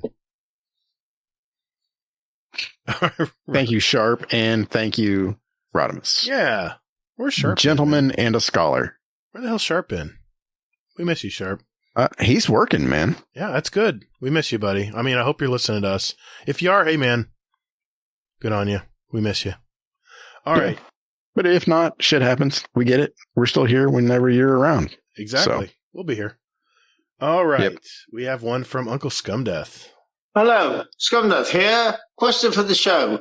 Who changed my fucking name? Love you. What was his name changed to, by the way? I don't know. I think I saw it in the Discord. I mean, I can say that with the utmost certainty that it wasn't myself. No, I'm sure there was another gator involved. Not me though. I'm guessing there was another gator. No? I mean, might be. Well, what is his name now? I don't. Let's look. I'll find it. I'll find it in the Discord. I'm gonna have to scroll a while, but I'll find it. We'll find him. Where you at, Uncle Scumdeath? Oh crap! They've changed his name and will not find it as easy as I thought. No, he is a patron. We'll just type in at Uncle Scumdeath and. Oh, here it is. Uncle Scumdeath SpeakPipe Master. Boy, that's a cool name. I like that. I think Gatr changed it. That sounds like something Gatr would do. RNG Gatr, that is. I didn't do it. Mm-hmm. I kind of like it, Uncle Scumdeath. I'm always going to call you Uncle Scumdeath. By the way, I'm the one that created that name. long ago. Used to be Scumdeath Bastardo, but I like Uncle Scumdeath because you came over from the Dad's Tales podcast, and I just, you're just our crazy uncle, man, from across the pond. Just fits perfectly. That's what I'm going to keep calling him, Uncle Scumdeath. All right. Speaking of which, he has one more for us. Here we go. Hello, Scumdeath here. I haven't played Destiny in quite a while, and I turned it on yesterday, and it took me straight into a mission before I could even go to the tower or anything like that. And I didn't finish the mission because I just got chinned, which in English means like killed all the time. So I turned it off, and now I've put it on now, and it's taking me, I can go to the tower, I can go wherever I want. Have I missed out on this first mission or something, or I don't know what it was? Anyway, let me know. Love you all. Yeah, this problem happened with the 30th anniversary. Remember that they would launch you right into that activity, and people were getting New slaughtered content. because they weren't high enough light level because they were new players coming back that hadn't played in a while. And then remember, we all lowered our light level just to join them and help a brother out. Well, with this though, if it's the Leviathan, everybody got raised to 1570 regardless. Well, I think there was an option. I know he plays on PlayStation. There was an option. There's an option on the bottom right where you could skip it or skip the cutscene. Losing my voice. Yeah, usually there's a circle, whatever console or PC. There's usually where you can skip the cutscene, while it's trying to happen, and you can just. You can always do this, Uncle Scumdeath. When you land in there, the Castellum, where they drop you, is just back out. Hit your center pad and go back to orbit. And then it unlocks it. You can go anywhere you want. I don't know why they do that. I guess they just want to make sure people know what's going on. They don't want people wandering around the tower going, well, what's new? This way they launch you right in. Here's the next story. You're in. There we go.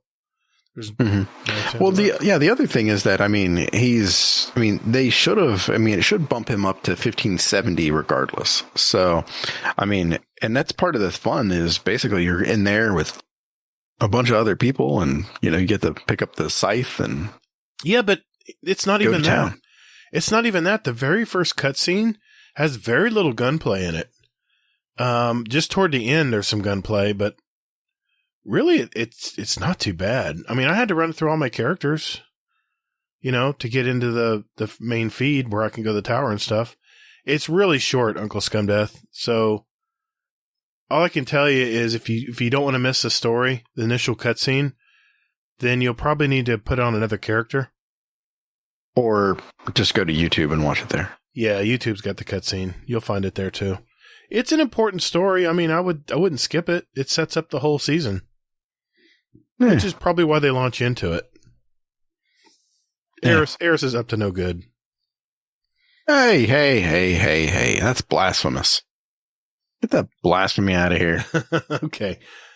All right. Thank you, Uncle Scumdeath. Let's see. We have,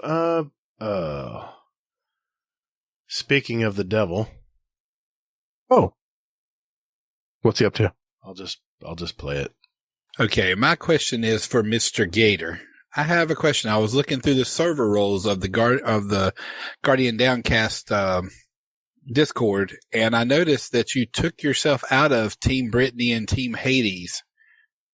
Is there a reason for that, good sir? I would love to know why you're not supporting either team, and I bet you Brittany and Hades would love to know this too. Damn you, Gatr. I don't like to be involved. My seat is right like there. A typical dad. No, like a typical dad. No, nope. No, my seat is permanently attached to that fence over there. I told you that's my place. I don't judge. I'm observant. I sit back and I observe. Mm-hmm. Whatever. Mm-hmm. I like both of them. I like Hades and I like Team Brittany. What am I supposed to do? I have to be neutral here. Mhm. I have to be Switzerland. I'm sorry. Next question. And that's going to, of course, be Rodimus. He's going to take us out for the night. Question for the show. Why is the Chaos channel your best channel in the Discord? And why is that channel at the very bottom of your Discord list? Just curious what your thoughts were. And by the way, go Team Brittany. Oh, my God. I mean, Hazel, you made the channel. I didn't make that channel. Yeah. That was I don't know. You explain it. Fucker. I'm sorry. You made it, dude. You made the bed, lay in it, bitch. I mean, go for it. Believe it or not, I just clicked add a new channel, and that's where it went. And actually, it's not at the bottom. Ozark Spoilers is down there now. So, no. Okay. Did Lana talk you into that? Probably. She probably gave twisted your arm. He's going to fucking take out like 3/4 of our channels. We're going to be left with like none of them. Someone said, let's make Lana a mod. I'm like, let's not. like, no. It'd be a wasteland. I'd show up one morning, it'd be nothing left. I'm like, well, what the 8 channels? What the heck? Anyway. 8 channels probably too many for her. It probably is. One too many. Hey, quick note for the listeners out there. Hey, Gatr, why don't you look up at our general channel where we had like 8 people in there playing Iron Banner? Yeah. 6 people and 2 people were just camping and listening. And look who's in there now. So Drafty did fall asleep. Yeah. It was full of players, and I said, well, wait a minute, Drafty's playing Iron Banner tonight. That's great. He says, no, he's asleep. I said, no, he's in there playing. And sure enough, everyone's left for the night. They're done with their Iron Banner. Except Drafty. Yep, Drafty's still in there. He's a champ. Calling you tempted out, to pull him Drafty. in here. I'm tempted to pull him in here. Just hear him snort. Oh my gosh! Yeah. I won't do that though. Well, he is the forgotten one. We want to make sure we didn't forget Drafty. So there you go, Drafty. Yes. We love you, Drafty. We do. All right. All It right. is. Oh boy. Okay. Here's this is what I think we should do tonight. Why don't you pull from all the questions we can't pin? You work from one end and I'll work from the other. I'll work from the older questions. Oh yeah, buddy. Oh no, I knew that was going there. And let's. Speaking of that, have you watched The Boys yet? And no, I haven't had a chance yet. Don't spoil anything. I can't. I know. Yeah, it's on my list. No, you don't know. It's on, I know, but it's on my list. Okay, you do not. No, know, man. wait a minute. Now I did want to tell you that I just finished Hacks, the last 2 episodes of Hacks for this season. Yep, we haven't started season 2 yet, unfortunately. We've been watching Ted Lasso. I know. I get it, but holy hell, Ted Lasso is fantastic. Just don't miss the 2nd season of Hacks on HBO Max. Oh no, really good. I mean, no, it's definitely on our list. It's better than the first one. It's better than the first season. It just got better. What? I know it's hard to top the first season, but man, they did. It's fantastic. Anyway, community questions. Shit. I am going to work on the older questions, and why don't you work on the newer questions? And we'll just see. Meet in the middle somewhere here. Let's see. I like it. All right, let's get to it. Okay. I'll go first here. Okay. So, question from Hades. Do you think the main reason we don't feel as good with Solar is that the jump from 2.0 to Void 3.0 was so much bigger than... Yeah, we kind of discussed this already. I mean, I think... Yeah. I think Void came out so crazy hot. I mean, those volatile rounds, I mean, it just melted everything. I honestly think...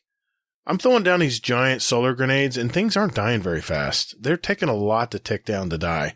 And I was used to everything being just liquefied and just atomized with Void 3.0. So I think that's where a lot of people are not happy with solar.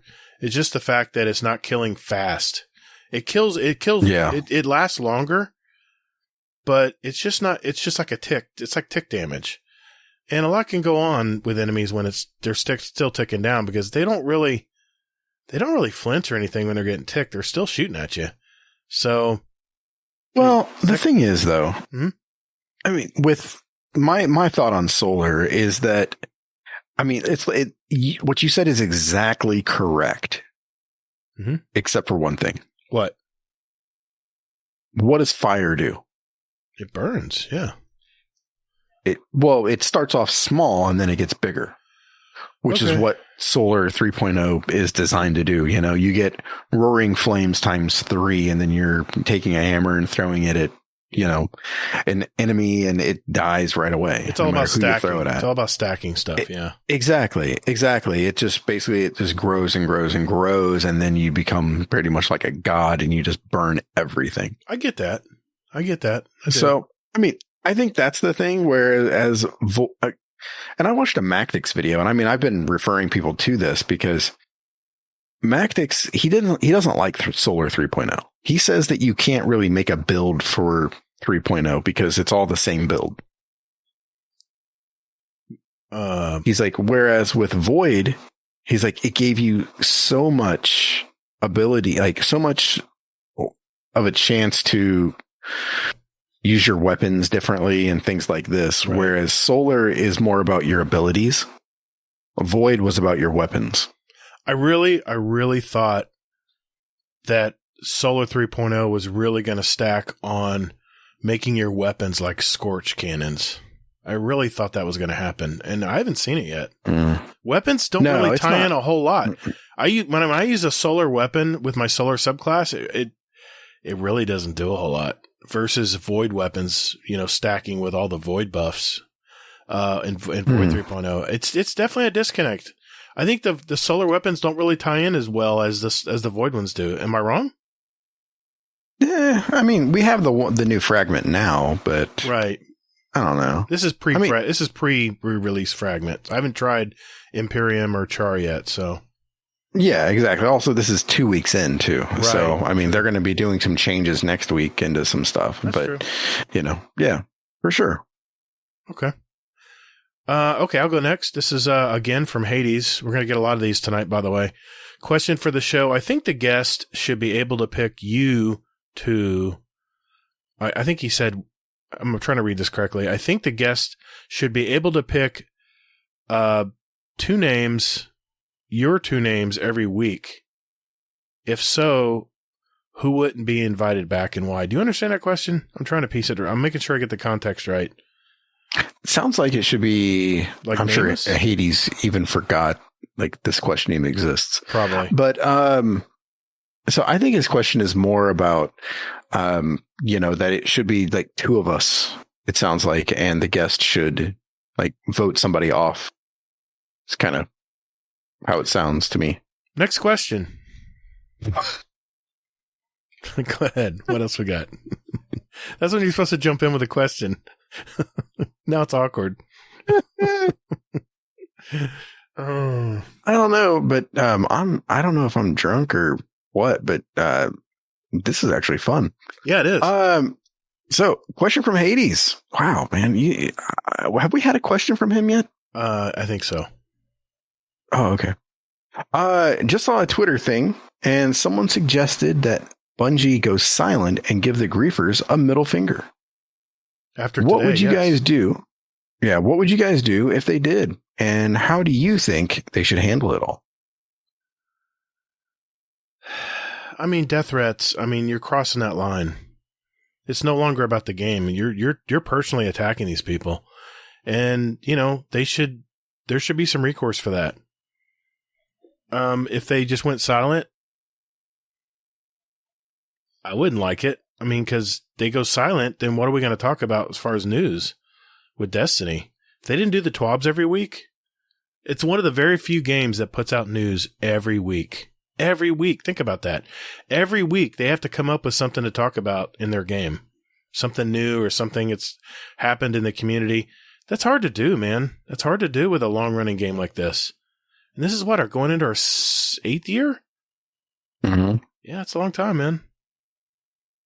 I wouldn't like it, but I would understand if they did. But Yeah, unfortunately. Yeah, I mean, if they do, then I mean, of course we'll just deal with it. But, I mean, how would I like to see them handle it? So it's not a big secret that Bungie likes to, say what they think. I would like to see them say what they think about this and go like, you know what? I would love it if they came out and said what I said before. If, you know what? We have enough players in our game. If you're going to continue to give us death threats, then you don't need to play our game. I absolutely agree. 100%. Absolutely. I mean, they talked about the school shootings. They've talked about everything with the racial tensions in the nation. And why not? Why not mention this too? This is more pertinent than anything. It's just, I don't know. It's just, I don't know where people come off and where they get the balls to just go, you know what?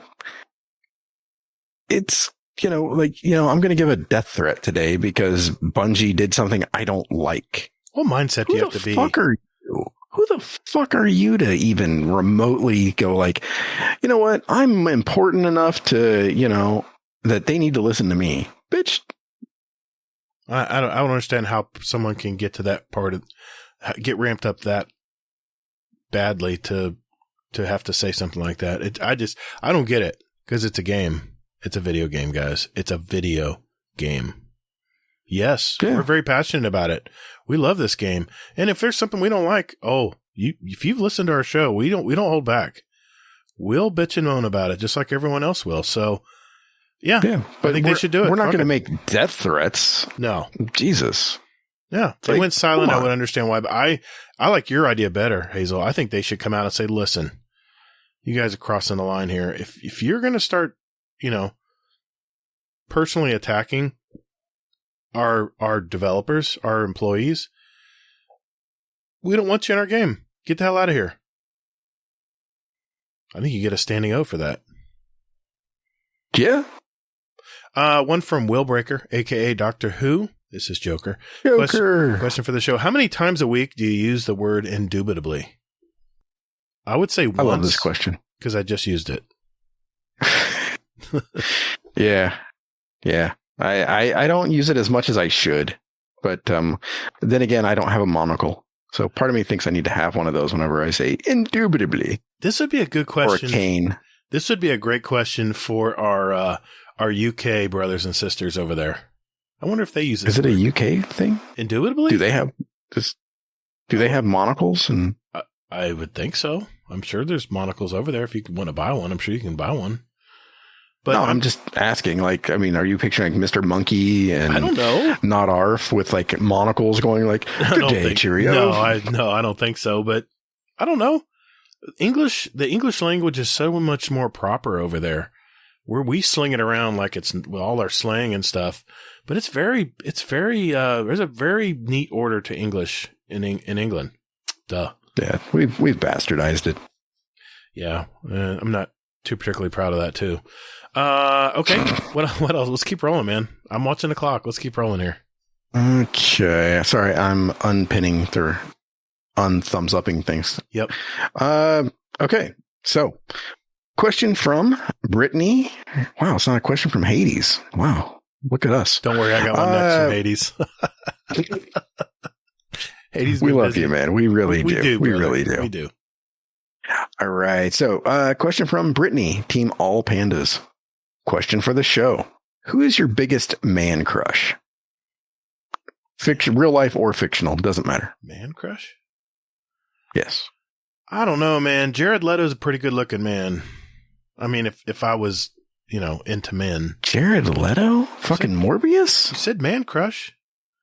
Yeah, that dude's pretty good looking, man. God, man. Well, let me think here. Hold on. Go ahead. While I'm thinking. Here, go ahead. I want to see what you say.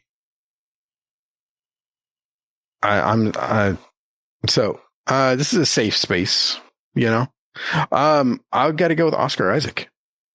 That's a good choice. Oh, no. I know who my man crush would be.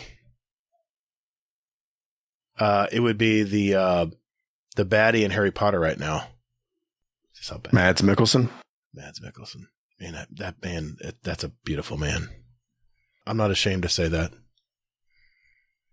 But I mean, hey, Nick Cage, pretty cool dude. I'd hang with him. I mean, I pop his picture up every Friday. Good morning, everybody. Moving on. Yeah. Thank you for that. Question from Hades. Is that what you just said? Question from Hades, not at the beach. Question for the show. Do you have any songs that have a completely different meaning if you listen to the words? Example being Bullet by Hollywood Undead. What do you think? So a song you listen to that has a different meaning. Once you realize the words, like you got the words wrong, maybe. So this reminds me of a question that Mr. Monkey had. Oh, okay. Well, let's just combine them then, since we're on the topic. Yeah. So, question for the show. After talking about Pretty Hate Machine 33 years after its release, F I'm Old, with Hazel, what album do you appreciate differently now to when you first heard it? Oh, man, music questions are tough. Yeah.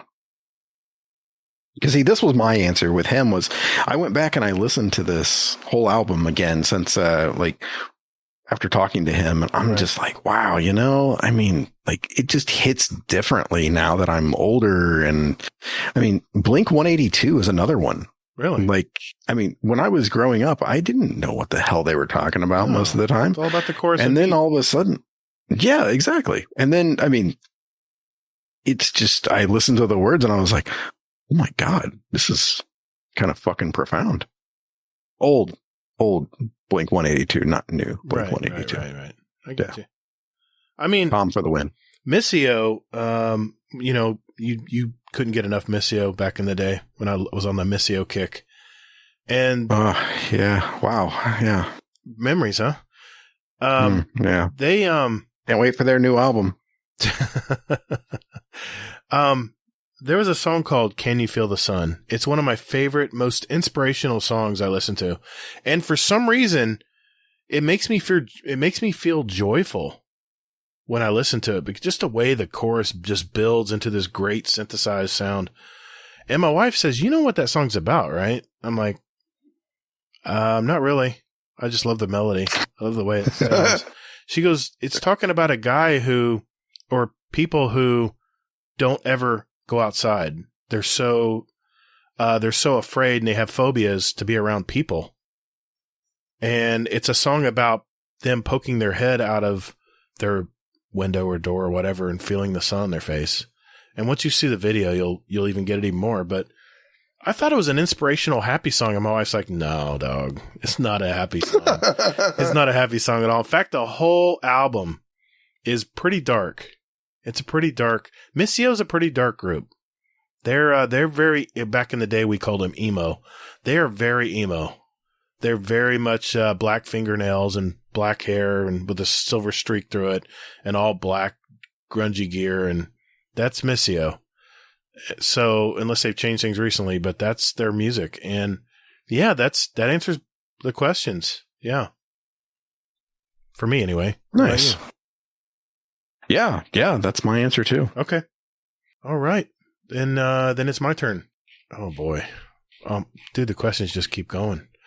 Well, let's get some out from Sage of Databayo. Question for the host and guest. Brushing your teeth. Is it rinse, brush, apply toothpaste? Or rinse, brush, then brush teeth? Or rinse, brush, apply toothpaste, brush? My mind's dizzy. Go ahead. What's your answer? Rinse, apply, brush. Yes. Rinse, apply, brush is how I do it as well. Question asked, question answered. We're on a roll here. Yay. All right, your turn. Okay. So Hades asks, have you found a way to sneak past the bloody immune nightmare in the weekly missions? The Sever missions? Oh. I did on the first mission. You just thought, yeah, in the first mission it was a whole lot easier. There was only like this week's mission was a little tougher because it was a little tight space. Yeah. I didn't know. I just ran like hell. I just kept running in circles, and then I did what I needed to do, and then just kept running in circles. Because I play a lot of Pretty zombies much. back in the day. I just basically trained him because he was just not quite fast enough to catch you if you were running. So, is that your answer?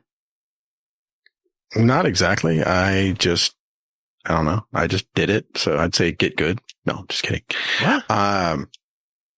What? I didn't worry about his ass. I saw him. I was like, nope, I'm not going that way. And I'd run the other way. Resilience. Didn't hurt. Well, it didn't. He got me once or twice. And I was like, bitch, is that all you got? I tried to fight him with my hammer too a couple times. Did just you to see if I really? could kill him. No, he's immune. Yeah. No, I ain't Yeah, he's immune. It's the radioactive part, though, that you got to worry about. Because he'll get that radioactive goo on you. And I don't know. Seems like it does more damage quicker. I don't know. I have no idea what the fuck you're talking about. I just avoided his ass like the plague. Okay. I avoided him like I avoid my family right now. Yeah. There you go. Good question. All right. Another one from Sage of Databayo. Question for the show. In Destiny PvP, fight a full team of hunters or a full team of titans or a full team of butterflies. I mean, warlocks. That's his writing, not mine. Don't hate me, warlocks. What do you think? Full team of what? What are you going to fight? Is this D1 or? I think that's current. And my answer is very simple here. I would say a team full of. I see a team full of warlocks. You'd want to fight that? Yeah. Yeah. I'd say a team of warlocks as well. But I would not their want asses way up in the air. Yeah, but that's like, but titans are fast, and they can punch, and it hurts when they punch. But worst of all, if I had a whole team of hunters I play against, and that's happened before, is everyone goes invisible. Your radar's useless because everyone's going invisible.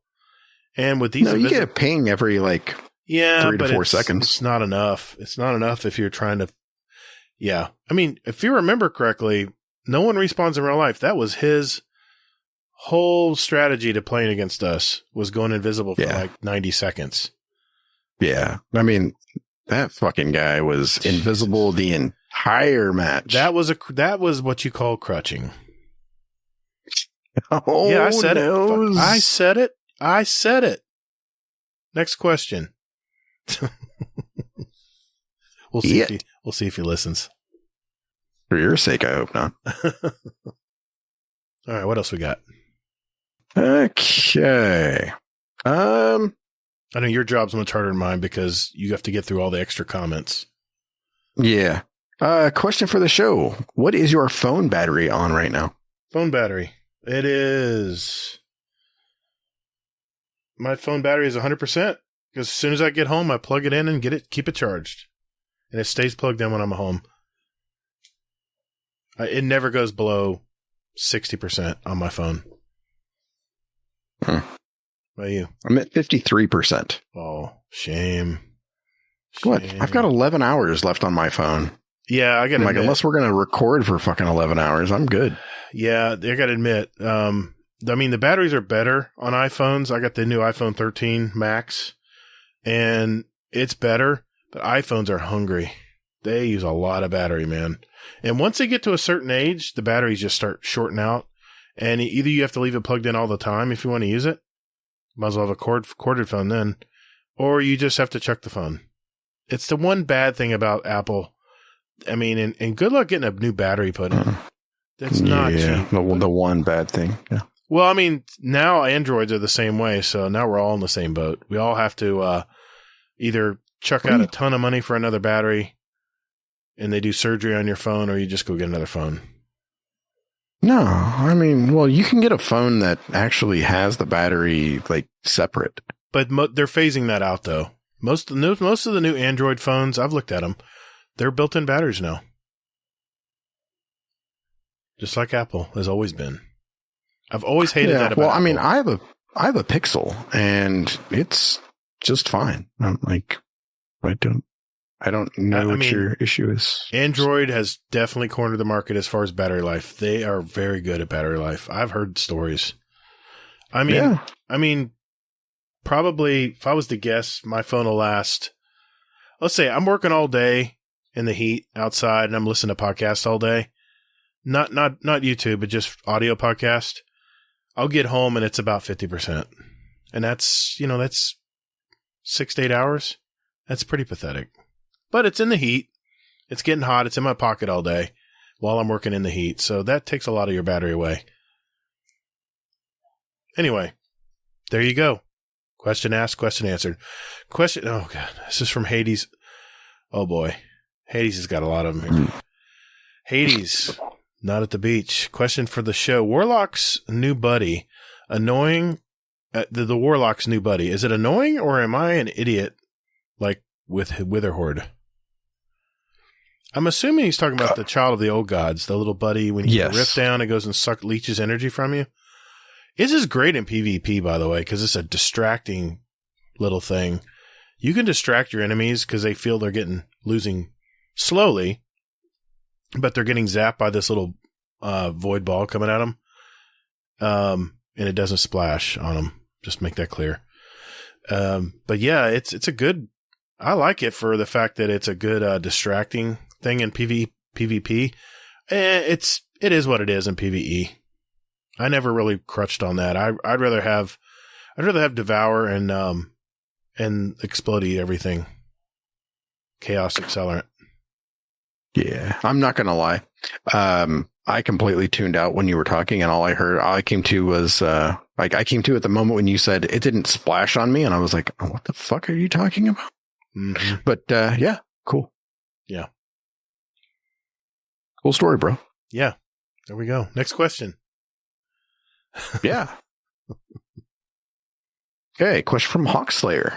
Welcome. He's a new member. Yes, welcome.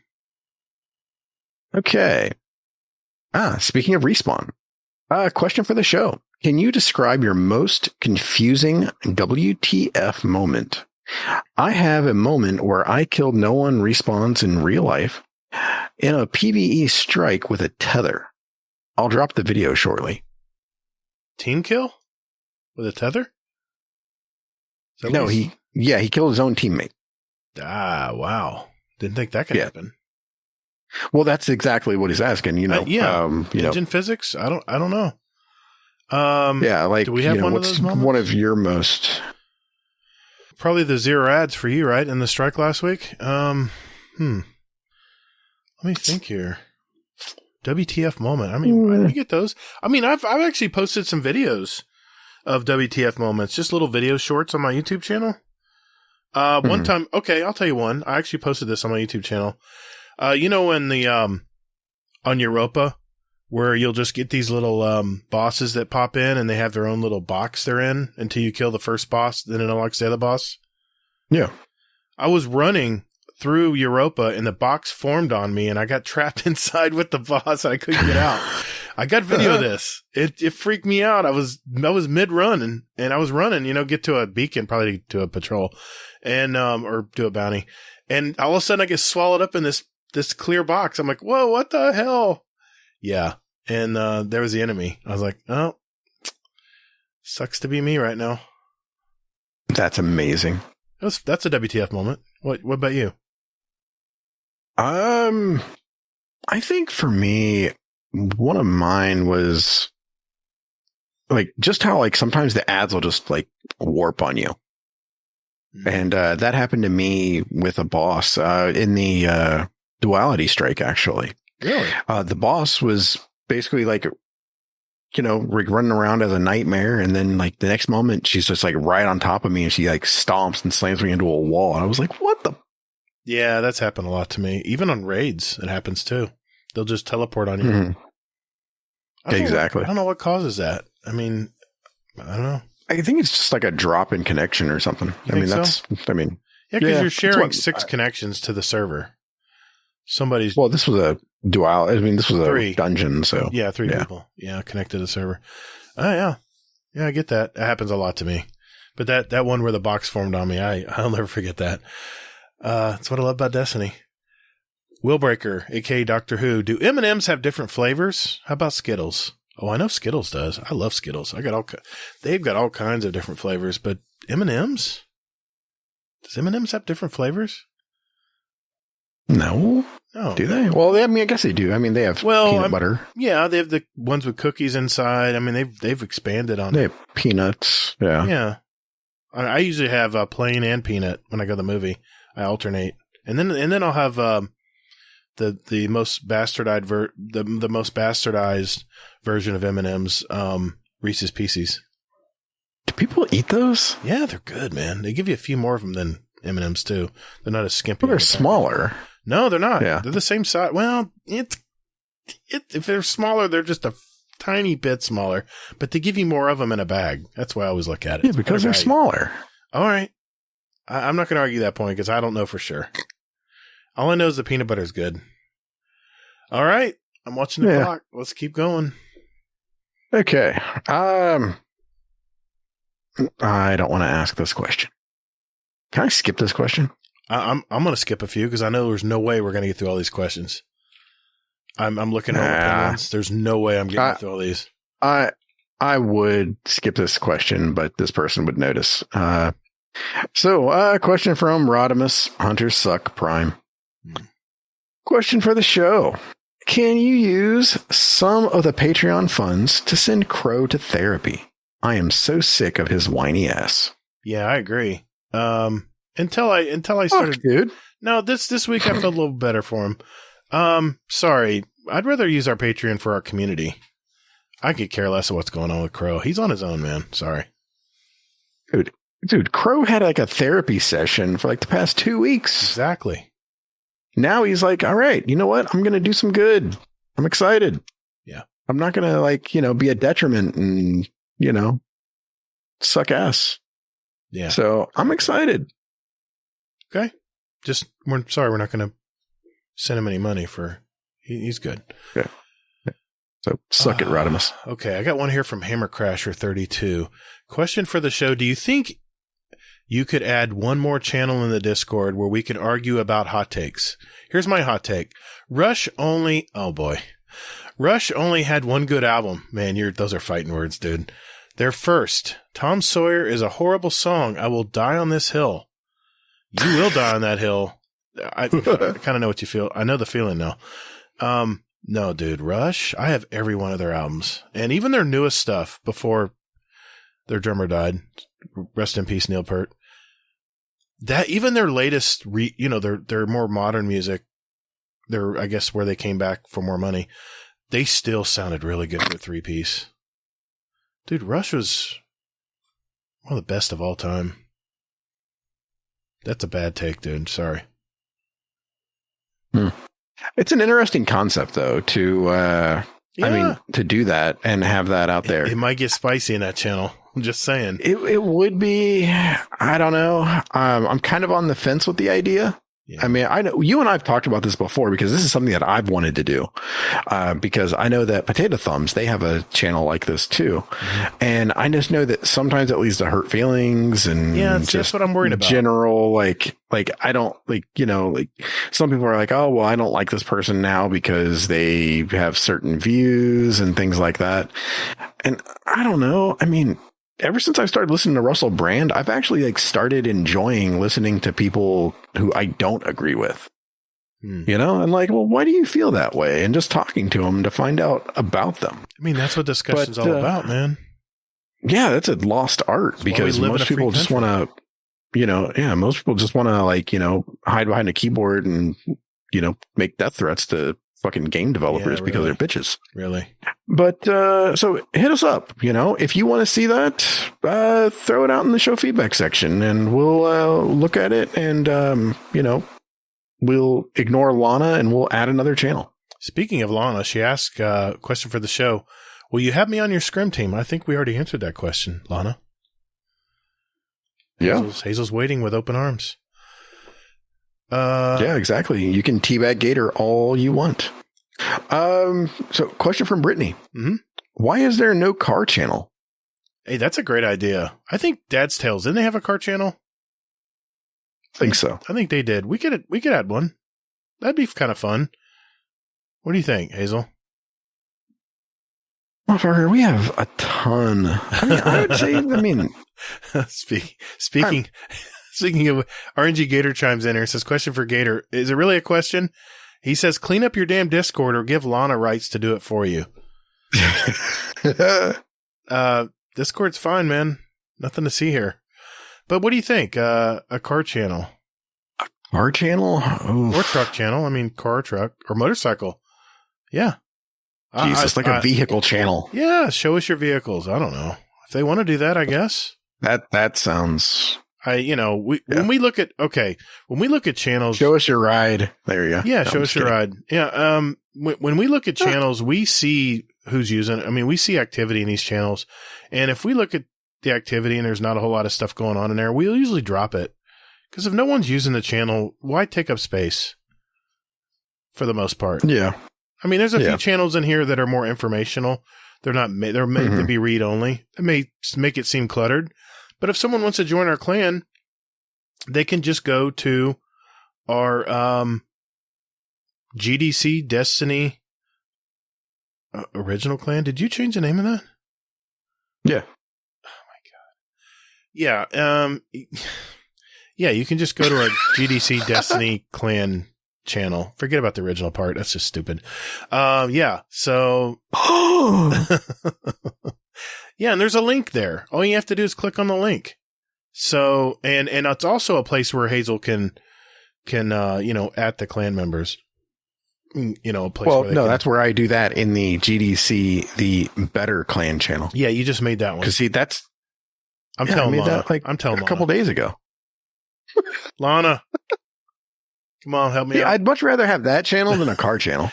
I mean, we could put it in the life stuff section. Okay, let us know. We'll add all the fucking channels. You know what? Survey Monkey to the rescue. Oh, God. There you go. No, just show feedback channel. Yeah, don't listen to Lana. Don't listen to RNG. Just let us know, what channels do you want? If everybody agrees to it, then, we'll fucking do it. I mean, we're here for you guys. We're here for you guys. We're not here for us. We're here for you guys. You guys, it's your Discord. I mean, it's where you guys can meet up and talk every day, say good morning, tell people to pound sand. I don't know. Yeah, chaos. There we go. There you go. Organized chaos. Oh, boy. Okay. I'm trying to share the love here. There's a lot of repetitive names here. Okay. Uncle Scumdeath, Speak Pipe Master. Question for the show. If you could chase your partner around the house in your underwear, which kitchen utensil would you use? I would use the pizza cutter personally. Really? Holy shit. Pizza cutter? That's brutal, man. I don't want, Uncle Scumdeath? I don't want to know what happens behind closed doors of your house. That's, you do you, buddy. You do you, but, What do you think, Hazel? What utensil would be using? Everybody knows what I've used. Let's see. I'm chasing Mrs. Hazelnut around the house with the instrument. Mm-hmm. I mean, wooden spoon just comes to mind automatically, but that might just be because I'm your company. I think for fun, a frying pan. Ooh, okay. All right. Let's keep rolling. We're getting close to their time limit here. Go ahead. Yep. Okay. Let's see here. I'm kind of. Yeah, I know you got a lot to fish through. I don't envy your job. Yeah. 21 Cabbage. Question for the show. What do you think the best story arc was in a season? Ooh. Good question. Best story arc for the season so far? No, just in general, in a season. Yeah, the Destiny seasons, right? All the story arcs. Which one was our favorite? Is that what he's asking, right? Yeah, I guess. I wanted to answer, best storyline in Destiny. Like, which one is the best? Yeah, that's what. Yeah, no, let's go with that. He's asking. I'm okay. Let's go with your way. Go ahead. Okay, so best storyline in Destiny. What do you got? Storyline.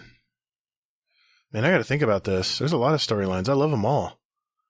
Does something come to mind for you? Yes. We were talking about this last night. By the way, We wanted to thank Marcus and Nick from the Working Class Nerds podcast. We were on their podcast last night with the two other guys that have their podcast. Randy and Adam from Bone Apple Tea. Yeah, great guys, really nice guys. Yes, man, their recording studio. Me and Hazel were holding our dicks, to be honest. We're just standing there like, I like your mic, man. He's like, oh, here, look at our preamp. And it's like, yeah, I'm like, oh, jeez. What?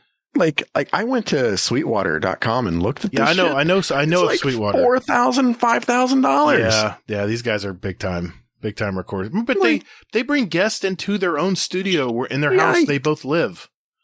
Where are we supposed to record? We got kids running around and wives and families. I mean, yeah, exactly. Yeah, I envy their life right now. Yeah. Is that bad? Yeah, I'm with you. Maybe that's my man crush, those guys. They were pretty built too. They lift.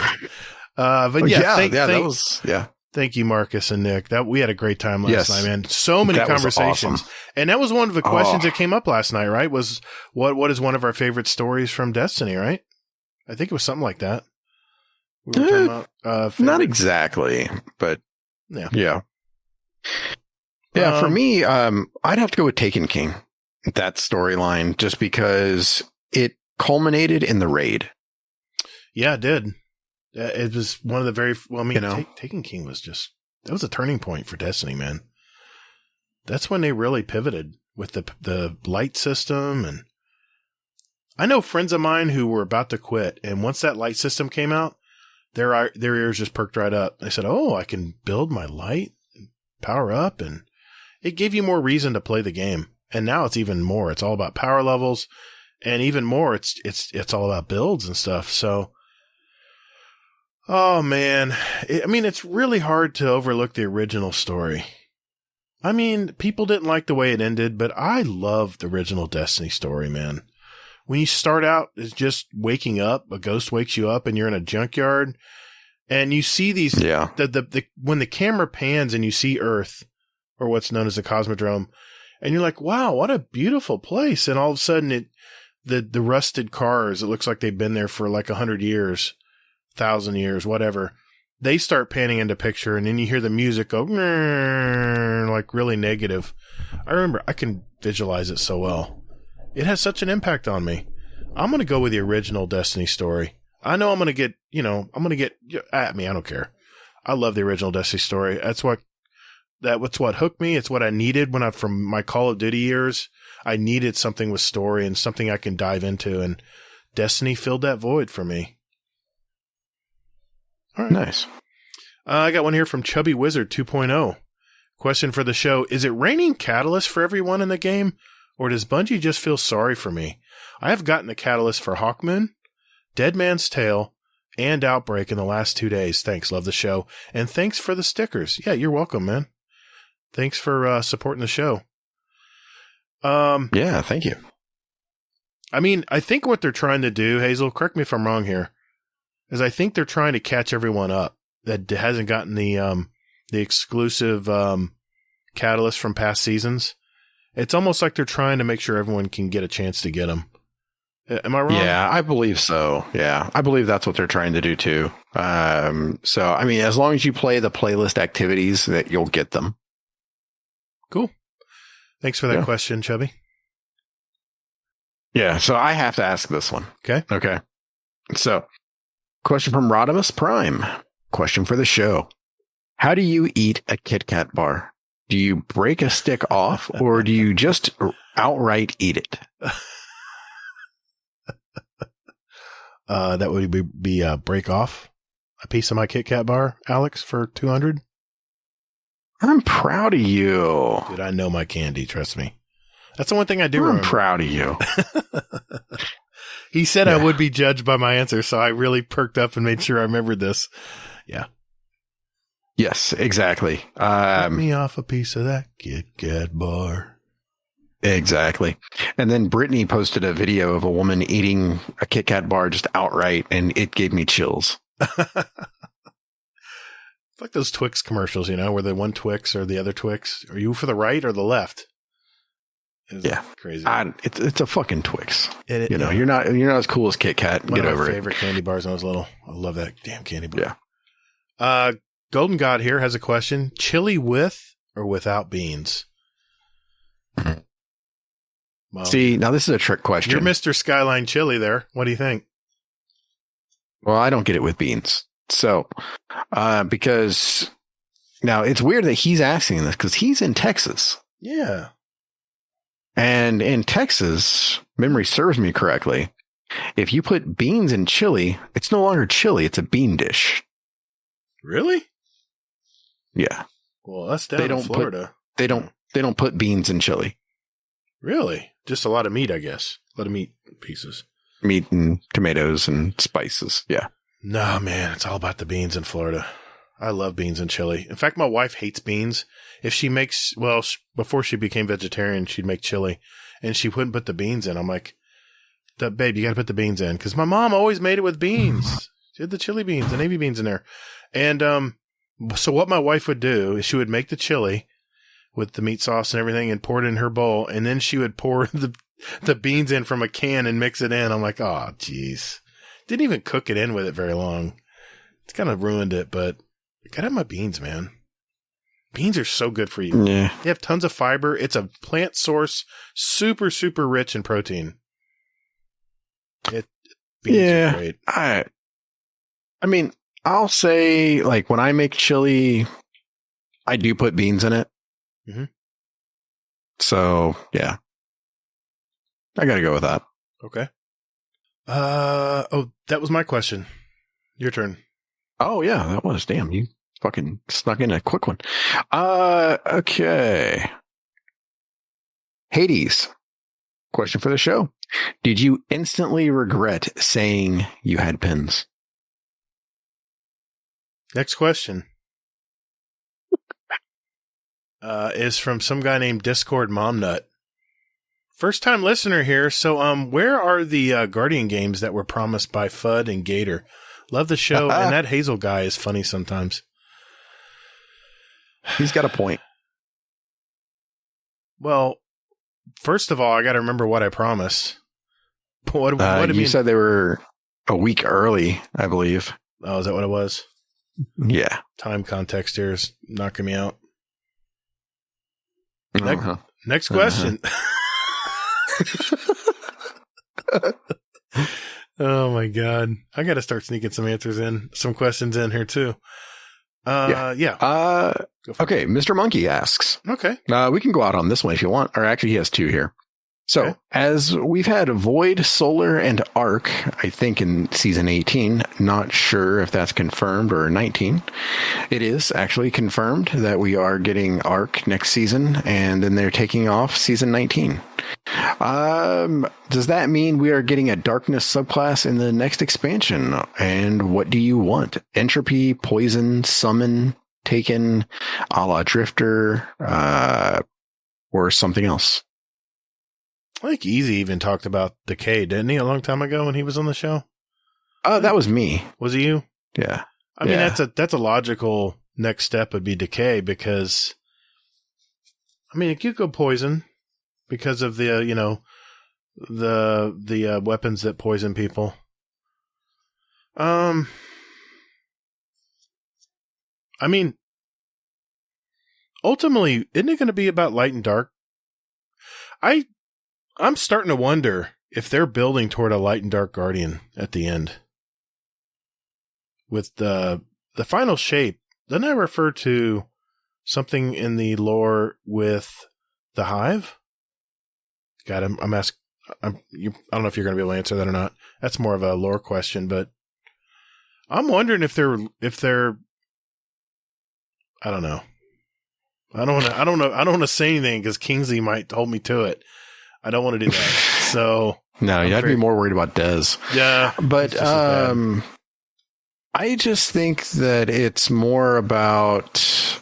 I mean, well, the final shape is still kind of like, I mean, up for grabs. It's basically like my understanding of it is, it's the the idea of like the ultimate kind of like race or class. So it's that they would go ahead and like a lot of people think that Vex is the end all be all for the darkness. Okay. And I mean, like, you know, we had a guest on that talked about that the Guardian or that the Traveler actually wants to get back in touch with the Hive. That's right. I remember hearing that. So, Gosh, this is. this is way above my pay grade. I mean, I just shoot stuff. I mean, don't die. And that's the thing is that there's a lot of that where it's like, I mean, like we had that same conversation with Marcus last night where he's like, you know, I don't have time to watch a video on Destiny. And that he's like, I just want to, you know, go in and do my bounties and move on. And it's like, you know, yeah, there's no problem with that. You know, that's what I used to do.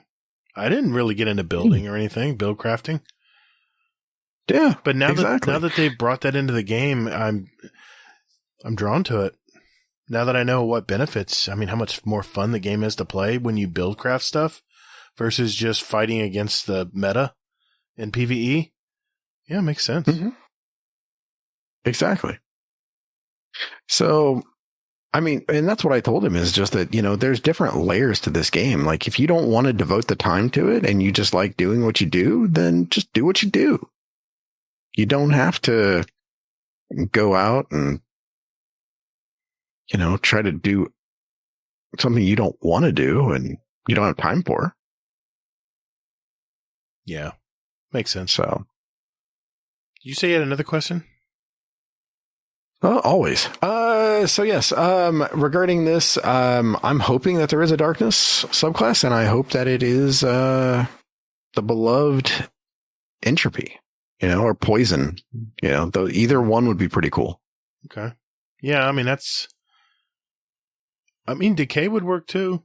I mean, it's such a fine line between those things until they, you know, can show us what it actually does. But I don't know, man. They've been really, when Stasis came out really hot, that darkness power that came out, they've been kind of cautious about, I mean, they kind of backed off the darkness subclasses after that. Or maybe it was designed that way, I don't know. But I wouldn't be surprised if they came out with a poison or a decay or entropy. Yeah. I mean, I agree completely. Like we talked about earlier, that yeah, I think that there will be a darkness subclass come out with, with Lightfall. Yeah, we might even get two. Maybe Lightfall, and then like a couple, like 2 seasons later. Well, they said they had to throw another. Is Final Shape the one they're throwing in? They said they had to finish the storyline. Was Final Shape the answer to that, or is there even more than that? That Final Shape was after, if I correct me if I'm wrong, but I believe that's after Lightfall. Yeah, it's after Lightfall. Yeah, so okay. Well, what do you think, Hazel? I mean, we can go out on this one from Mr. Monkey. Okay. It's the last one. It's the second part of his question here. It was question for the show. You're taking out the others on the podcast around where you live. What are you showing them, and what are you eating or drinking? Where I live? Yeah. Oh, Mr. Monkey, if you came and visit Orlando, I mean, we got a lot of places to visit. I would take you down to probably Disney World. Just has its own, it literally is its own world. I mean, they have their own fire department. They have their own police. They take care of their own roads. It literally is its own city. That's how big Disney is down here. And there's so much you can do in Disney without even having to go into the theme parks. You can go to the boardwalk. You can go to, I mean, my wife and I, every now and then, we go down to the Springs, Disney Springs, and they have an AMC theater there. Get your AMC Stubbs A-list. And yeah, we go down there and we get a really nice gourmet restaurant. I mean, you got Wolfgang Puck's. You got, I mean, there are some really high-level restaurants there. Now, granted, it's going to be elbow to elbow this time of year. If you came in the wintertime, it'd probably be a lot easier. The weather would be gorgeous, too, by the way. Yeah, I mean, we could start there. And then probably the next place I would go would probably be, I would want to take you to Universal. If you like theme park rides and stuff, Disney's more for the kids and Disney lore and, you know, the Disney life. And as you get older, Disney's okay. I mean, my wife has 2 free passes there because she got Teacher of the Year last year. And we're going to still use it, but Universal's our jam. I mean, you have the Halloween Horror Nights where you have the haunted houses during Halloween. You got the Mardi Gras parades during Mardi Gras season. And all the roller coasters are just badass. And if you like Harry Potter Land, all back in the back of the park, all the new stuff, you have to get there early in the morning or they actually lock it out because the population just gets too big. It's such a draw that they close the park like halfway in the afternoon where no one else can come in. It's that crazy back there. That's where I would take you if you want to go to a theme park. I wouldn't take you to Disney because Disney's expensive. And I'm not saying Universal isn't either, but Universal's close to me. It wouldn't just take a small drive to get there. Parking is, you know, it's plentiful. I mean, they have parking garages for miles. And, yeah, the restaurants are killer out there as well. Where'd you take them, Hazel? I actually had to look this up. I was like, holy hell. I'm like, there's just nothing to fucking do here. I'm like, this is just middle America. Well, I mean, we're the tourist capital of the world. I mean, we don't even have state income tax because the tourist dollars cover all that for us. That's how fortunate we are in Florida. It's very cheap to live in Florida, by the way. There's no state income tax. The houses are, compared to a lot of parts of the United States, the houses are pretty reasonable down here. But that's everything is going up so fast, everywhere else too. Yeah. I would say that, I'd take you to Admiral Nips's favorite place, Skyline Chili for sure. Yeah. Because he loves him some Skyline Chili. And then from there, maybe the Cincinnati Zoo, possibly. I'd want to go to a ball game. I don't know. Yeah, whether it's football or maybe baseball. some boring ass Reds game. Football. The Bengals, man, come on, they're hot last year. Yeah, that'd be a great game.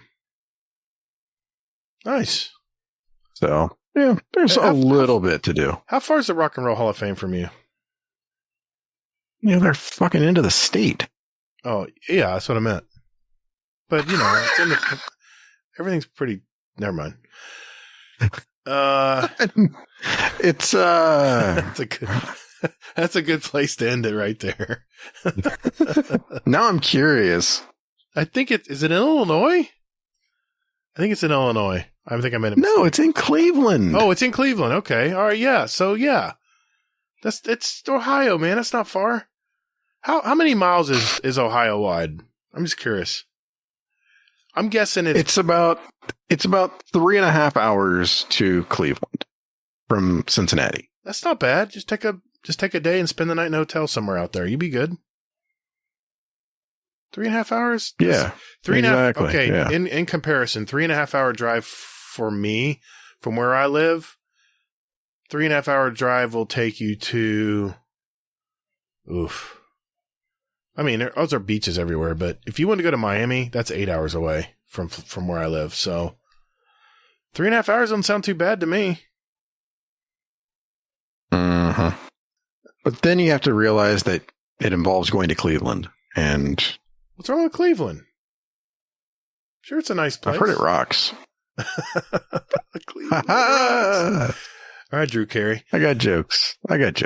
Oh, my God. Hey, everyone. Thank you very much for all your questions. And, hey, we got some room to make pins. Oh! Thanks everyone for sending your questions in to us. We hope that we answered as many as we could tonight. You can see how difficult the job that is. And, yeah, I had a good time tonight, Hazel. That was fun. Yeah, this was fun. Yeah, good deal. All right. We'll be right back.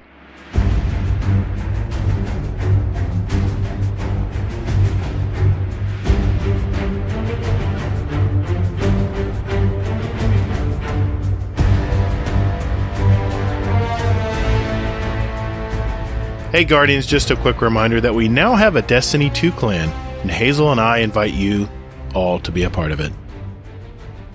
If you're looking to find a clan, now would be a great time to jump in and get to know some of these great gamers you've heard. We're not hardcore or anything like that. Enjoying what time you have for Destiny is all we ask. So, if you're looking for a clan out there, we have a permanent link in our Discord under the channel GDC Destiny 2 Clan, where you can find a link. Otherwise, look for Guardian Downcast Pod, and the link will be in the show notes of this podcast. Right down there. So, I lied before when I said that we don't ask anything of you, because we actually do. We ask that you do join our Discord first, so we can communicate clan stuff to you, like clan podcasts and clan nights, and just random shite like that. Besides that, you can lurk all you like. So join us.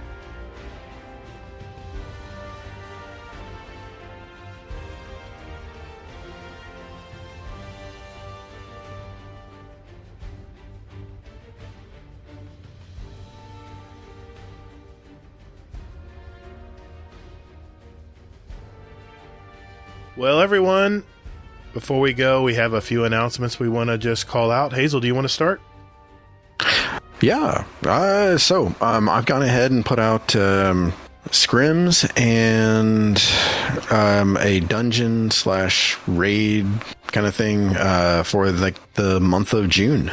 So yeah, be on the lookout for that. I think one of the scrims is actually already filled up.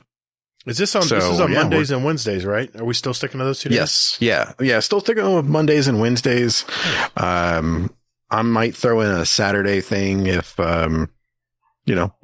can, that kind of thing. For our UK guys. So, yeah, exactly. But yeah, those are out there in the 100.io bot. I shared them with the GDC 2 clan, and yeah. Good deal. There we go.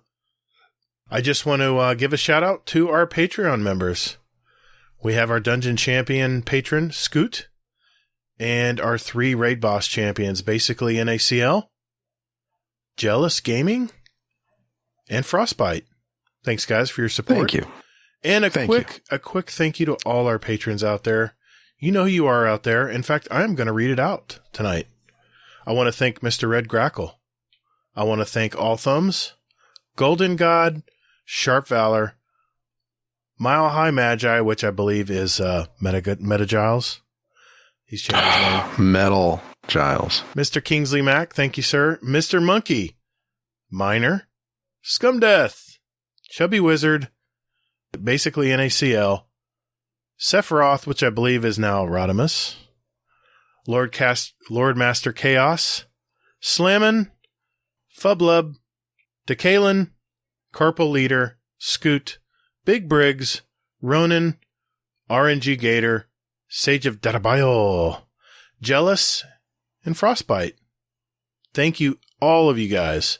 Big shout out to all you guys for supporting us.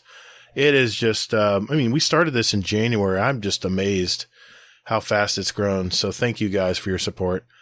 Like I said, it goes right back into our community. I mean, all of our giveaways, it covers, Mr. Miner just got his $25 Amazon gift card today, and all the podcast swag got mailed out today. That's all from you guys. So thank you for that. And, if you were a little entertained tonight and you want to support us, you can go to patreon.com/support Guardian Downcast. And you can join our patrons for less than a Twitch or YouTube subscription. We have 5 tiers, and I think they were talking about that in the Discord this week. We have 5 tiers, and like I said, you can join on our low tier for less than, I think I subscribe to some people on YouTube, and it's less than that. So it's pretty cool. There's a special badge in our Discord. There's a private Discord channel to chat in. I'm not going to mention feet pics. So thank you to all our awesome members out there. And speaking of Patreon, Hazel, We got a little something special for him this next week coming up. I wonder what that could be. I don't know. You know what? Let's just surprise him. Let's just surprise him. Thank you guys very much. We really appreciate it. And Hazel, that's a wrap, man. Another episode in our collection.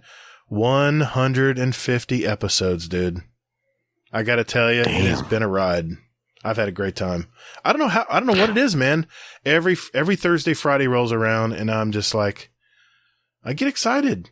I get a little tickle in my tummy, you know? Don't take that the wrong way. I just get excited every week, man. I mean, and I could see us doing this for a while. I mean, I really enjoy myself doing this. I love talking to you. I like talking to our community, and it's just been a great ride, man. I couldn't think of a better way to celebrate our 150th than including our community tonight. So thanks, man. Yes, exactly.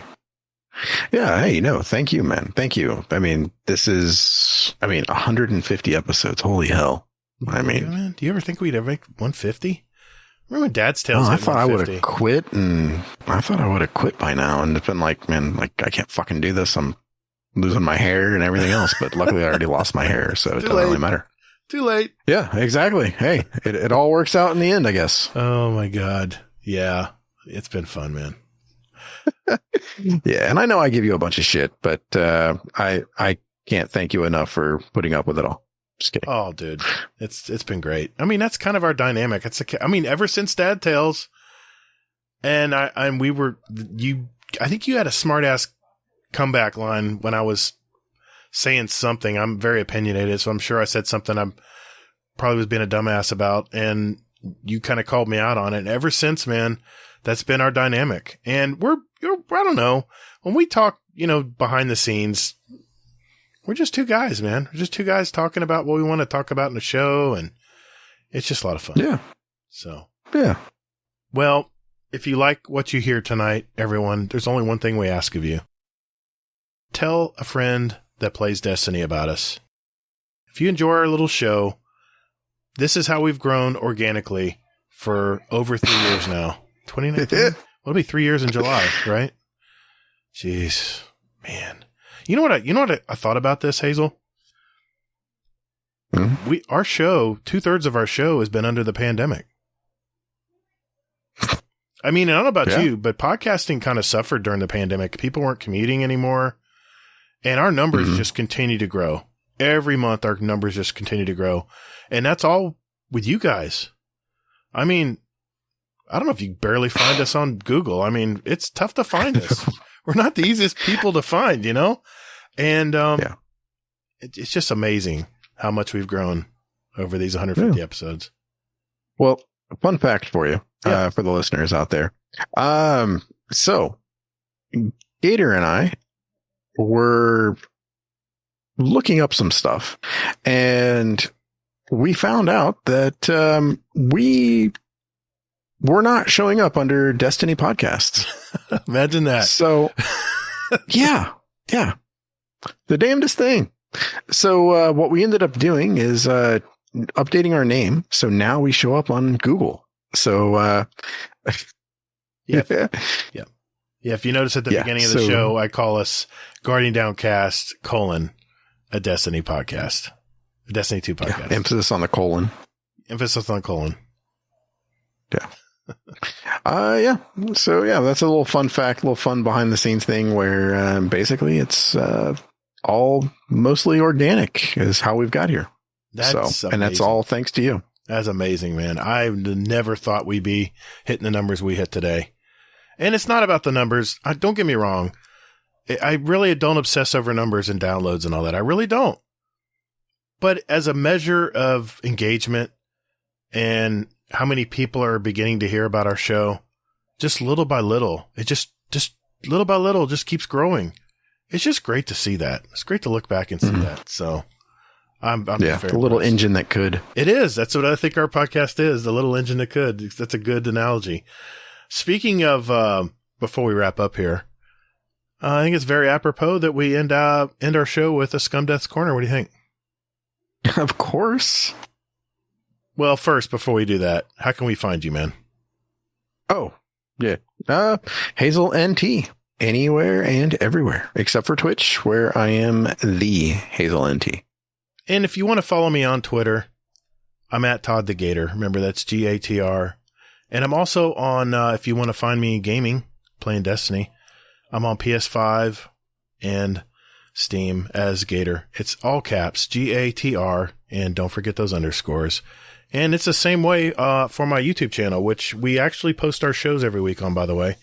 If you want to just listen to something on YouTube, it's there. I mean, it's just an option. So we're there as well. And if you want to find out about our show, period, it's guardiandowncast.com. All the links are in there. So before we close out our 150th episode, let's hear from Uncle Scumdeath in a Scumdeath's Corner. Hello, and welcome to Scumdeath's Corner. Last night, we went to see a band called Meshuggah, one of the heaviest bands on earth, didn't we, Jeff? Yeah. And we got to, it was the O2 Arena in Bristol. We travelled up to Bristol to watch it. And the Hatchet pub is next door to the O2 Arena. And for the first time in our lives, they wouldn't let us in. It was too packed. So we hung around for a while just outside the door. And eventually they just said, oh, go on, you're annoying us. Go on, get in. So they let us into the pub. So we managed to grab a couple of pints in there. And then when it was time to go into the venue, the person we're staying with, Shannon, she had like little bag with her. And she wasn't allowed into the gig because her bag was bigger than the size of an A4 piece of paper. That's the weirdest fucking rule I've ever heard of a bag. Have you? Yeah. Yes. Yeah. It's the stupidest rule. I bet that's not in the terms and conditions. So she wrapped her bag up. They said, oh, wrap your handles around it. Make it about the same size as a piece of A4 paper. And then we'll let you in. So she wrapped the handles around it. And then they said, yeah, that's fine. And then she walked into the fucking gig. Fair enough. Unleashed the power of the bag. So we got into the gig, and then we got a pint, and we got our spot. And I'm not kidding you. I will send you a picture in the Discord. A bloke walked in front of us and stood in front of us, and he was actually 6'11". Stood right in front of me. We asked his size, didn't we? And he was 6'11". He was a big motherfucker. Yeah, he was huge. And I said, oh, fucking thank you very much. So we stood there for a bit, and then the gig kicked off, and he ended up buggering off. Cracking gig, but it's one of the heaviest gigs of all time. Meshuggah, the heaviest band. And then about 20 minutes after they finished, we ended up in a gay bar, didn't we? Yeah. And we stayed there for about 4 hours. What a welcoming community the gay community is, though, isn't it? They were fucking brilliant, weren't it? I thought for me. Yeah. Yeah, Jeff walked in and someone gave him a pint straight away, so he enjoyed himself, didn't he, Jeff? What's his house was out? Yeah. Oh, I don't know. Anyway, tell you what, be lucky, go to metal gigs and go to gay bars because you'll have a nice experience. We did, didn't we? They're lovely. They are lovely people. Yeah, well, they are people. Only kidding. Love you all. Bye. I live vicariously through Uncle Scumdeath every week. It's amazing. Thank you, Uncle Scumdeath. We love you, brother. Hey, everyone. Continue to be safe out there, and more importantly, take care of one another, especially in Twitter. Call the Praxic Order, call the Thanatonauts, the Jinsen Scribes, call everyone so they can witness you. Thank you all so very much for listening. And later, Grodian. Get toddled. 150! Woo! In the can.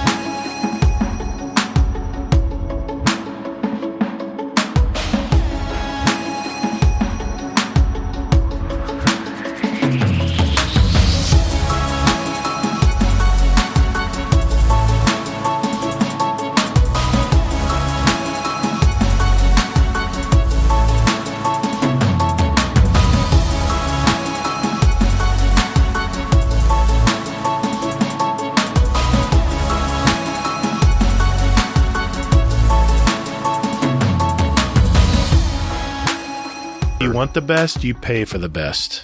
And then how many licks? It's a mystery. You got to lick till you find out. Don't be a tryhard, Hazel. I mean, only one of them's coming to my mind right now, and it's like, I mean, I don't even really remember what the hell how it goes. Shit. It is. It's big. Damn, man. I got to get that thing. Hazel, you're a genius. Wait, did I just say that? I didn't have to pay you for that one. Don't you dare call me entitled. He was not recording that at all, I bet. I'm always recording.